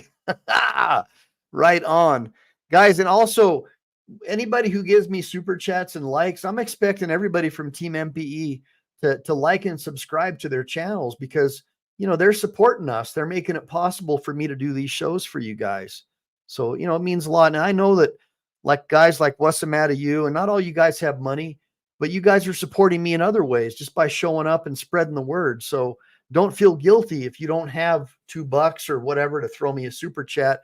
More than anything, it's just to show my wife that you know, I'm not just doing this for no reason. You know, people are actually showing their appreciation because where she comes from in El Salvador, she knows that even $1 means something to someone who couldn't even afford 25 cents, you know. So we understand how it goes, guys. I used to sleep on park benches, so don't feel guilty that you didn't throw me $100. I mean, 50 cents is just showing me that you showed your appreciation. Let's keep going. It could be landscaping. It could be cover or concealment. So if you recall, cover and concealment are two different things. Thanks, James. Concealment could be a shower curtain. You can hide behind that, but you're not ballistically protected. Cover provides you some sort of impact protection from incoming lead. So in this case, if you've got cover or concealment outside of your property, outside of your home or your retreat, in the form of trees or barriers of some sort, you want to make that uncomfortable for people to leapfrog up and take cover all the way up to get as close as possible as they can to your structure. I just subscribe so how to you, can we Sammy. do that? Well, we have a couple of methods. If you'll look, you'll see we're going to do an overlay of some survey stakes that we put outside. These are just basic survey stakes. Got them at the local hardware store, 18 inches long. They come in a package, and they're about $5 for a box of these. So they're very inexpensive. And the idea behind these kind of come from some of the jungle trap stuff that you may see from war zones. Now, what we've done is when we put them on the ground out here outside of our studios, we didn't sharpen the tips down. So with the pointy end, we've actually buried into the ground, and we've just left these out. If you want to do something different, that's up to you. Now, let me make a quick disclaimer. We do not want to hurt people. We don't want to tell you to hurt people. What we're trying to do is we're trying to prevent people from moving on our property in a time where we have minimal security on our side. So with all that said, don't say Charlie told you to go hurt people. Charlie did not. What Charlie did say is if you make it uncomfortable. Now, actually, so if somebody can see the danger and they're aware of it, and it's an area denial device like this, you've got an argument that that's okay, that would be legal. But if it's like concealed, like a punji stick, you know, and they're buried and they got leaves covering them and some little baby falls in there, you know, that's on you, man. You're going to jail, and you're not part of Team MPE if you put a little baby's life in danger. That's not somebody that I want to associate with. So keep that in mind. If anything, you're gonna be cast out from Team MPE if you do stuff to harm women and children. That you're not people that I want to be anywhere near. So keep that in mind too, guys. If anything, you're going to be disassociated from Team MPE. Comfortable for them to come up and hide behind a tree, then you can see them. If you can see them, then you can deal with them as you feel like you see fit. Yeah. So the idea behind this is we put these in at a sharp angle, not like this. If you put them in like this and somebody comes up, they can push them over. If you put them down too low, they can step on them and flatten them out. What you want is an angle from the direction of travel that they're coming. So if I'm out here, I'm the tree, and you're coming towards me, I want this to be laid at an angle so if you came up real fast and ducked for cover, you would be stuck on this. So that's just the basic premise of that. And wherever you have, whenever you have a blind spot, as you look outside your windows at your own home and identify where those blind spots are, imagine a cone behind that blind spot of an area where you can't see, behind that tree. If you form the area denial devices in the cone, then that forces whoever comes up to that tree to step out into view. So that's how we want to look at this. So that's why when we put these up in groupings. So, and we started out wide, and we just kind of worked them into a cone behind the tree. So that's a simple way to use a stake as an area denial device. The next thing that we have here that's a lot of fun is basically a spike strip. So the spike strip, what we did is we just took a piece of garden hose, and as you can see with our garden hose, we took some 10-penny 3-inch nails from the hardware store. So a box of these is less than $4, and that gives you a lot of nails. I believe this one holds 63 pieces. And this section of hose is used all but about 3 or 4 of those pieces. So I got about 60 nails in this small section of hose. I'm going to say is about 4 feet. I could go a little wider on the spacing if I didn't want to use that many nails. But what I've done here is created this spike strip in such a way that it is formed a triangle. So if you can see this, and we'll add in some better static shots later. So no matter how I put this on the ground, interesting, it will always land with the nails facing up. So the police do that. The nails are always facing up. They're doing their job. So it's just like the police, you know, they some company charges, you know, a couple $1,000 for spike strips, you know, probably their brothers on the police department, right? That's how they do it. They're all a bunch of scumbags figuring out a way to rape the taxpayer. But this dude just took some hose and triangulated some, what are those, 16-penny nails? I'm not quite sure, but you get the idea. For like, what, $20, he just made himself some spike strips. A couple of different ways that we can use this spike strip. If I tie some cordage to the end of both ends, I can tie this to trees or anchors off the road. Man. I can keep this straight across a driveway, off of an avenue of approach, something that a wheeled vehicle might come in on. They're going to hit this. And unless they're running Hummer tires, they're not going to make it very long, because this is going to put multiple punctures in each wheel. And it's also going to roll it around. So it's probably going to snag the back wheels too. So you can probably take out 2 to 4 of the wheels that are on each vehicle. That vehicle's stuck there. Now, if you're backing up every obstacle, if you think from a military perspective, every obstacle should be guarded. So if this is your obstacle, it's a good idea. You guard it, you observe it. Anybody that hits that obstacle is now in trouble. Now you can deal with those people as you need to. Do you need to go out and intercept them? You need to have a discussion with them. That's great, but they're not going anywhere with this vehicle because they're probably not going to have 4 spare tires. So that comes in really handy. Now you say, well, I can see that. Well, if you look at the video, the B-roll that we put out there, you'll see that we stacked pine needles and leaves and straw and stuff on top. See, this is where I take strong exception. When you start covering up these things, now you're risking a little baby or a small child or your wife out there. Maybe you got some really kind Jehovah's Witnesses or Mormons walking up to your door. And they think they're spreading the God's news. Last thing you want to do is impale them. So no, I disagree with what he's doing there. That's terrible. You don't want to do that to someone. Top of that, to hide it. In that particular application, what we did is we kind of wrapped this around the blind spot of the tree, camouflaged it, and anybody that were to run up there and take a knee is probably going to find a very uncomfortable position to rest. So this is actually a very low-tech piece of equipment that you can use as a spike strip for anti-vehicles, area denial for terrain and landscape out in your property, in hedgerows. If you step on it, unless you've got boots with shanks in them, it's going to go right through your foot.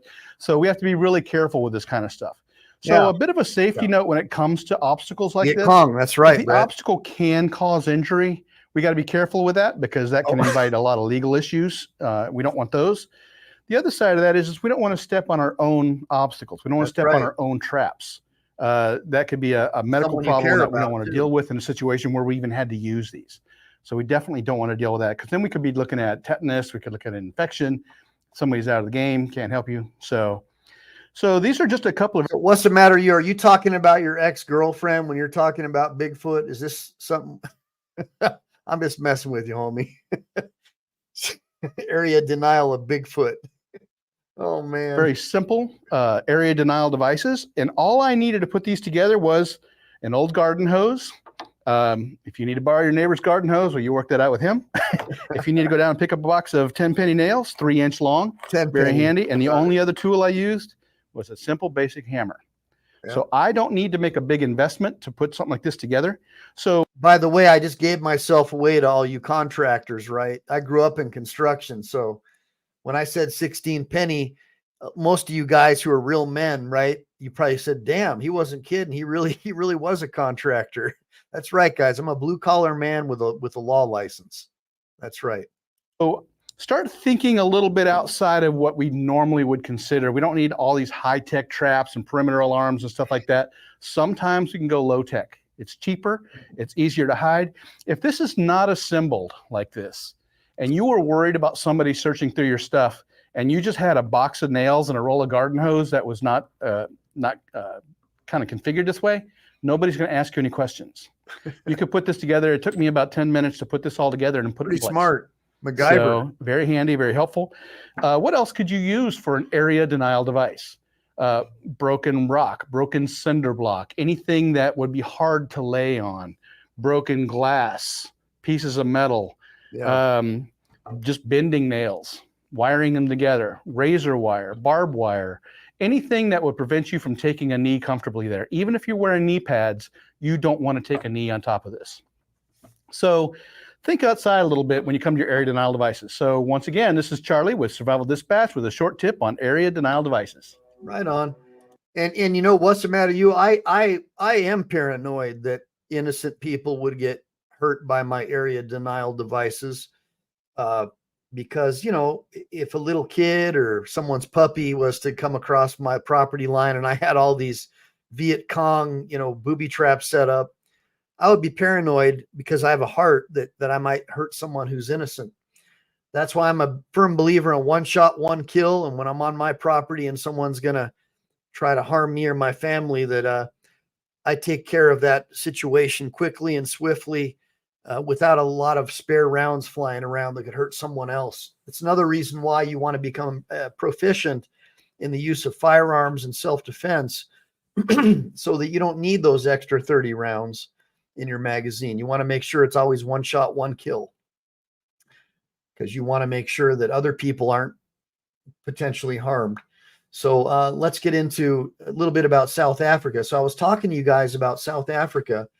And, you know, since the ANC communists took over the country, it has not been a safe country at all. And so here is well, actually the one about this may not be the South African one. I may have lost that one already, but just watch this, and we'll get into it in a minute.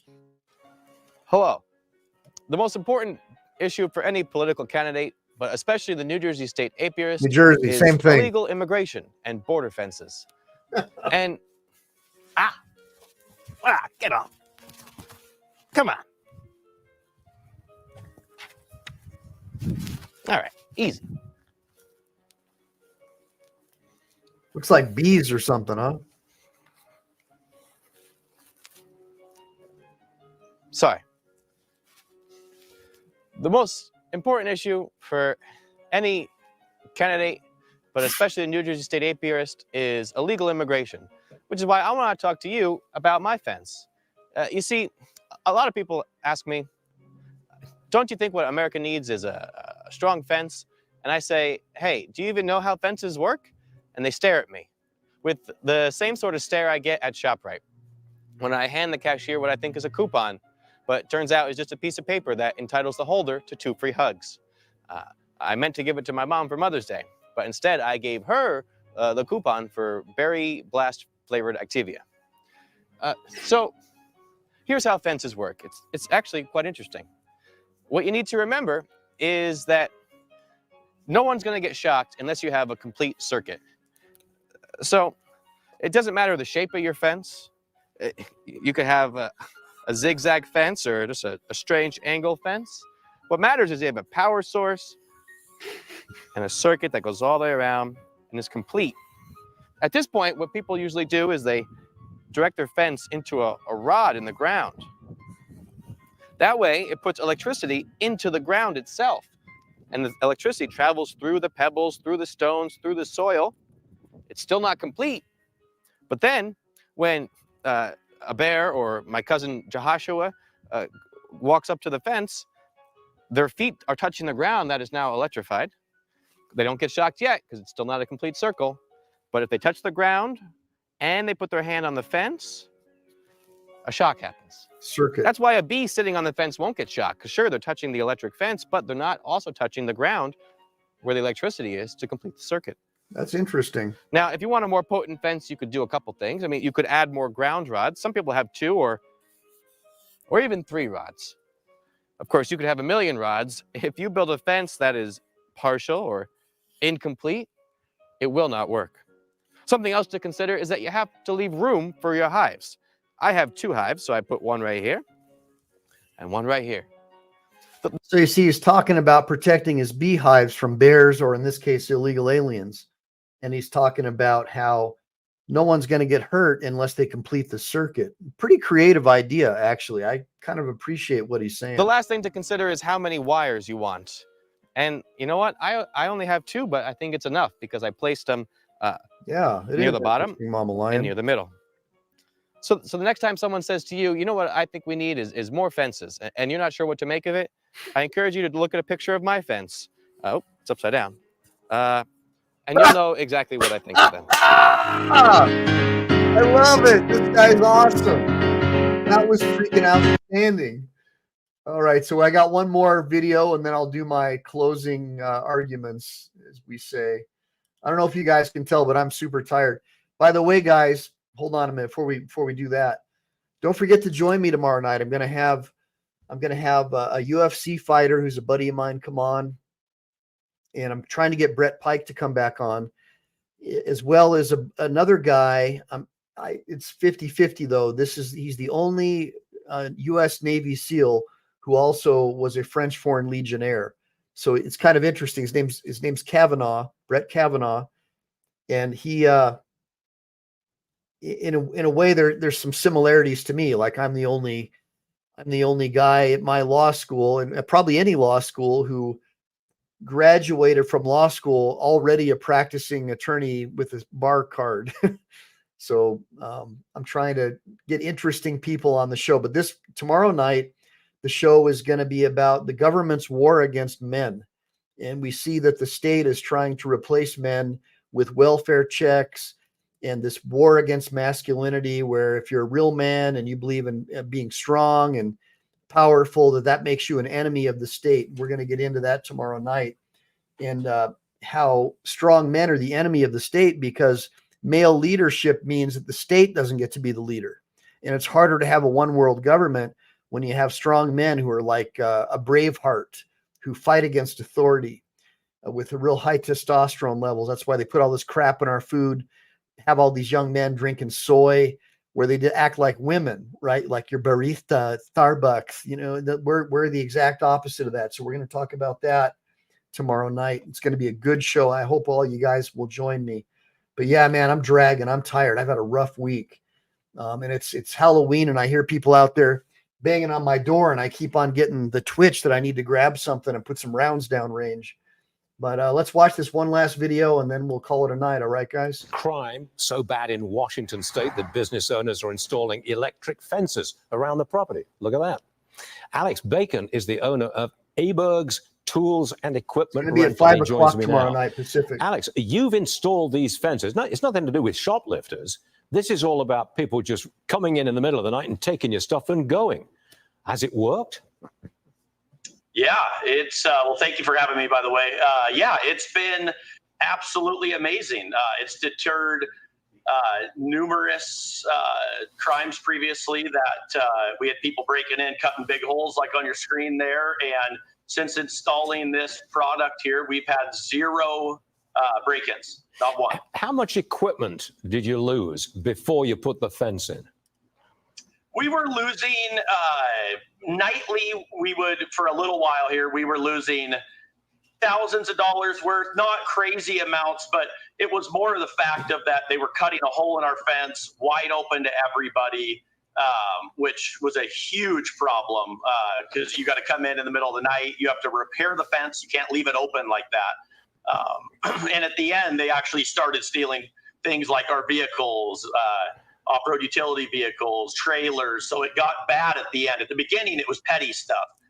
Towards the end here, it really got bad. Had you not installed the fence, would you have had to leave Tacoma? We've got a large investment in the city of Tacoma, so it'd be very hard for us to just up and leave. But I probably would have had to move a bed in my office and start sleeping here at night. Who pays for the electric fence? We pay for it. It's part of our security. But previously, we were paying for camera monitoring and different closed circuit camera systems. And so we found that this electric fence was just a much better option because it creates a perimeter security instead of just a camera security. Volts. How unfortunate that it's come to this. Alex Bacon, it's a terrible thing. Absolutely. Yeah, it's a bummer. Now, guys, check this out. He's got this 7,000 volt fence. Now, if somebody dies or gets seriously injured, like a homeless person or some scumbag criminal, he can be sued. He might even end up getting thrown in jail. So that's not even really an option. Here's what the real option is. The real option is we form parallel systems. We homeschool our kids, and we shut down the Department of Education and all these radical leftist teaching organizations who teach hatred of our country, who teach people that our founding fathers were evil white men, and who teach hatred against white males and males in particular. And we reshape our country, and we teach children love of country, love of neighbor, and that it's bad to steal, and that that welfare is a safety net. It's not something that you just go on. We teach Americans how to love their country and respect their flag, and we don't have to worry about people stealing anymore, right? It becomes the exception rather than the rule. But when you have people like George Soros with his scumbag prosecutors who teach division and racial hatred like Obama does, then of course you're going to have all these problems, and you're going to have theft through the roof. And so we need to start teaching people how to love their country again. And we need to get rid of the separation, like Dopesick says. I mean, Martin Luther King, one of the ways that he was able to get unity in this country and push towards the civil rights movement was to form parallel systems. Those shopkeepers that discriminated against black people, he just boycotted them. And eventually they lost money and they had to change. So unfortunately, some people, you got to hit them at their pocketbook to get them to change. People like me and people in my channel, Team MPE, we recognize that we're all humans and we don't care what race you are.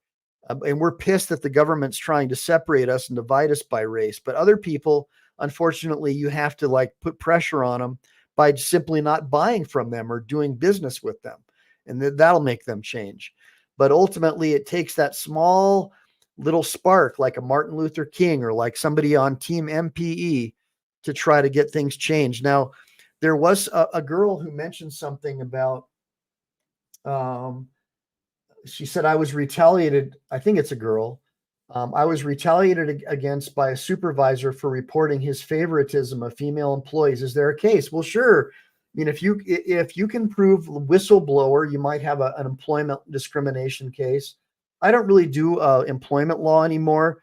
I do some work comp, so I know a little bit about that. But, if you think you have an employment discrimination case, you can reach out to me on the michaeleline.com website, and I can try to help you find someone to help you.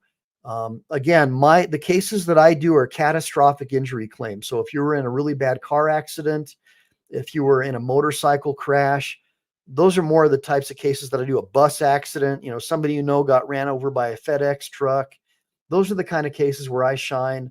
I've won my clients about over $200 million with me and the other attorneys that I work for and with over the last 20 years doing that kind of stuff. But because of what I do online and Team MPE, I have built up a lot of friendships with other lawyers. And I know a lot of people in other types of practices, whether it's employment law and I also do Admiralty Maritime Law. I help draft portions of the Cruise Ship Safety Act. And so I'm a pretty well-rounded, pretty well-trained lawyer. But yeah, if you guys want to help me out, the best way to help my family and I, besides buying a super chat or buying a copy of my book, which I have right here, this is the soft cover version, which is not for sale. But if you go to my homepage on YouTube, you can pick up a copy of my journey to becoming a practicing lawyer with no law degree or undergrad.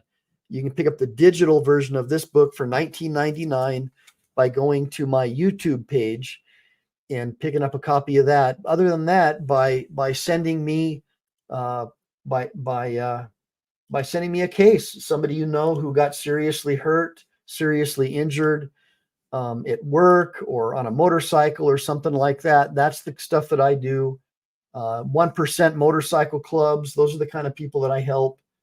And people like to hire me because they know that I'm a Marine and they know that I'm going to keep my word and I'm going to go the extra mile for them. Now, Dope Sick, you got a titanium rod. I'm sorry to hear that, brother. I have a lot of clients with hardware.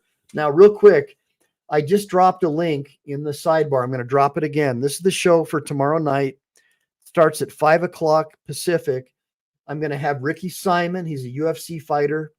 Hopefully Brett's going to show up. I know that he just had surgery, so he may drop on me, but I'm trying to get Brett Kavanaugh, who is a U.S. Navy SEAL, who also joined the French Foreign Legion. So a really unique guy. If I can get him to come on, that'll be really interesting. But now, if you guys want to get a copy of my book, let me see if I can open this up on the same deal here. This will open. Okay, yeah. So if you go to Michael Eline, at Michael Eline, and I'm going to drop it right here in the sidebar. If you go to YouTube and go to my channel, at Michael Eline, you can just open up where it says more right here, drop it down, and you'll see there's my blog. Here's the law firm that I work for. Then here's to purchase my ebook. Now, if any of you guys are into SEO, like you have a business, and I write HTML5 and JavaScript as well. And I've been doing search engine marketing since 2007. So for a long ass time. And actually 1997, when you consider my blogging, but learning how to write code and stuff. 07. And then you got my Reddit page. You can join Reddit and follow me on Reddit. I have a pretty well-established Reddit page. So if you want to share stuff with me, if you're a cop watcher, I'll share your videos on there. My X, if you want to go to X, I got like 13,000 followers. Add me as a friend on X. And I also have my Instagram channel link. And you can see I just picked up, made 17,600 subscribers tonight on this show, guys. So thank you for supporting my channel. Picked up about almost 200 subscribers tonight. So that means a lot to me, you guys supporting my channel, because ultimately I'd like to be able to not work as much and do more of these shows, because I find that I'm getting a lot of joy out of helping people who are suffering and who are really hurting out there, just by sharing my story of how I became a practicing lawyer with no undergrad and no law degree. And, we just got someone tonight, a Dope Sick Foundation, who joined us. And he told me that I inspired him to go back to school and get his GED. And so that really motivates me. I feel like, honestly, I believe in God, and I feel like the Holy Spirit, man, like has touched me and called me to try to help you guys, because I know there's a lot of people out there suffering who believe that you can't make it. And I'm telling you right now that you can. You're talking to somebody who has, like I said, I've made millions and I've lost millions, and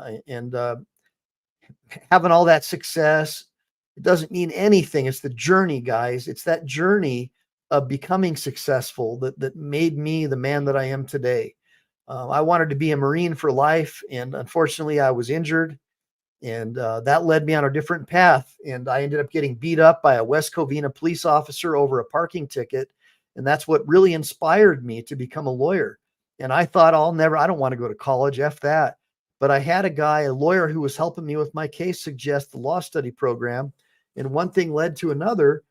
And that's what led me to write this book. And now I sell this book, the digital version, for $19.99. And because of my channel here, I've sold about 400 copies of that book. And it's a digital living ebook. So even if you guys don't want to get it for yourself, get a copy of it for your friends or your family members. And as the laws change, and I'm also helping a guy in Arizona right now to lobby to get a law study program going in Arizona. So I'd like it if there were law study programs in every state. I hate it that you have to go to some left-wing commie law school run by some Marxist piece of garbage trash professor trying to brainwash your children into, changing their sex or dyeing their hair blue so they can fit in. No, you go to school to learn, you get a degree because you want to help make the world a better place, not to get politicized and indoctrinated. And so that's what I'm all about. Right on, Jenny. Good seeing you, Jenny. But as you can see, guys, I'm super tired and my voice is kind of hoarse. But look, it's been a real journey, and I really appreciate you guys supporting my channel. When I started out, I only had like 3,000 subscribers.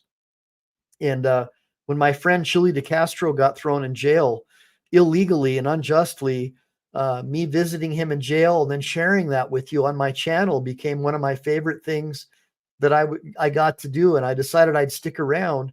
And ultimately, we got Chili out of jail. He got his case reversed on appeal. And that was all just the power of Team DLZ and now Team MPE, people coming together to help each other. And again, I don't care what color you are. I don't care what race you are, if you're a man or a woman. If you're part of Team MPE, you're part of me. And I'm here to help you in any way that I can, come hell or high water. And so with that being said, guys, make sure to like and subscribe. Make sure to save, because we never know when the thought police are going to take down this channel. And you're right, Jim, I did stick by Chili, but I don't brag about it other than to say that as a result of what happened with Chili, it motivated me to stick around and try to help people. I love Chili's channel and I love cop watch shows, but I'd like to think that I bring something more than just cop watching. I'm trying to bring an understanding of natural law, that our rights come from our creator and they cannot be taken away by man. And I try to teach you the corruption in government and the educational industrial complex that's brainwashing kids into hating their country. And I'm trying to teach people how to love their country and make America a great place like our founding fathers wanted. And again, this is a non-political show. I know a lot of my members hate Trump. A lot of my members hate Sleepy Joe and Camel Toe and Tampon Tim. And that's fine, as long as you don't hate on each other and try to time each other out and stuff like that. I just want to make sure that you guys all love each other and are honest and honorable towards each other. And I don't care what political parties that you support. I'm a libertarian myself. I think that we should be electing people who delete laws instead of passing more laws. So that's my philosophy. But with that being said, again, guys, make sure to like and subscribe. Make sure to save, because we never know when the thought police are going to take down this channel. And I'm going to bid you adieu, bid you a farewell. Join me tomorrow night at 5 o'clock Pacific time so you can check me out with Ricky Simon, a real legit professional UFC fighter.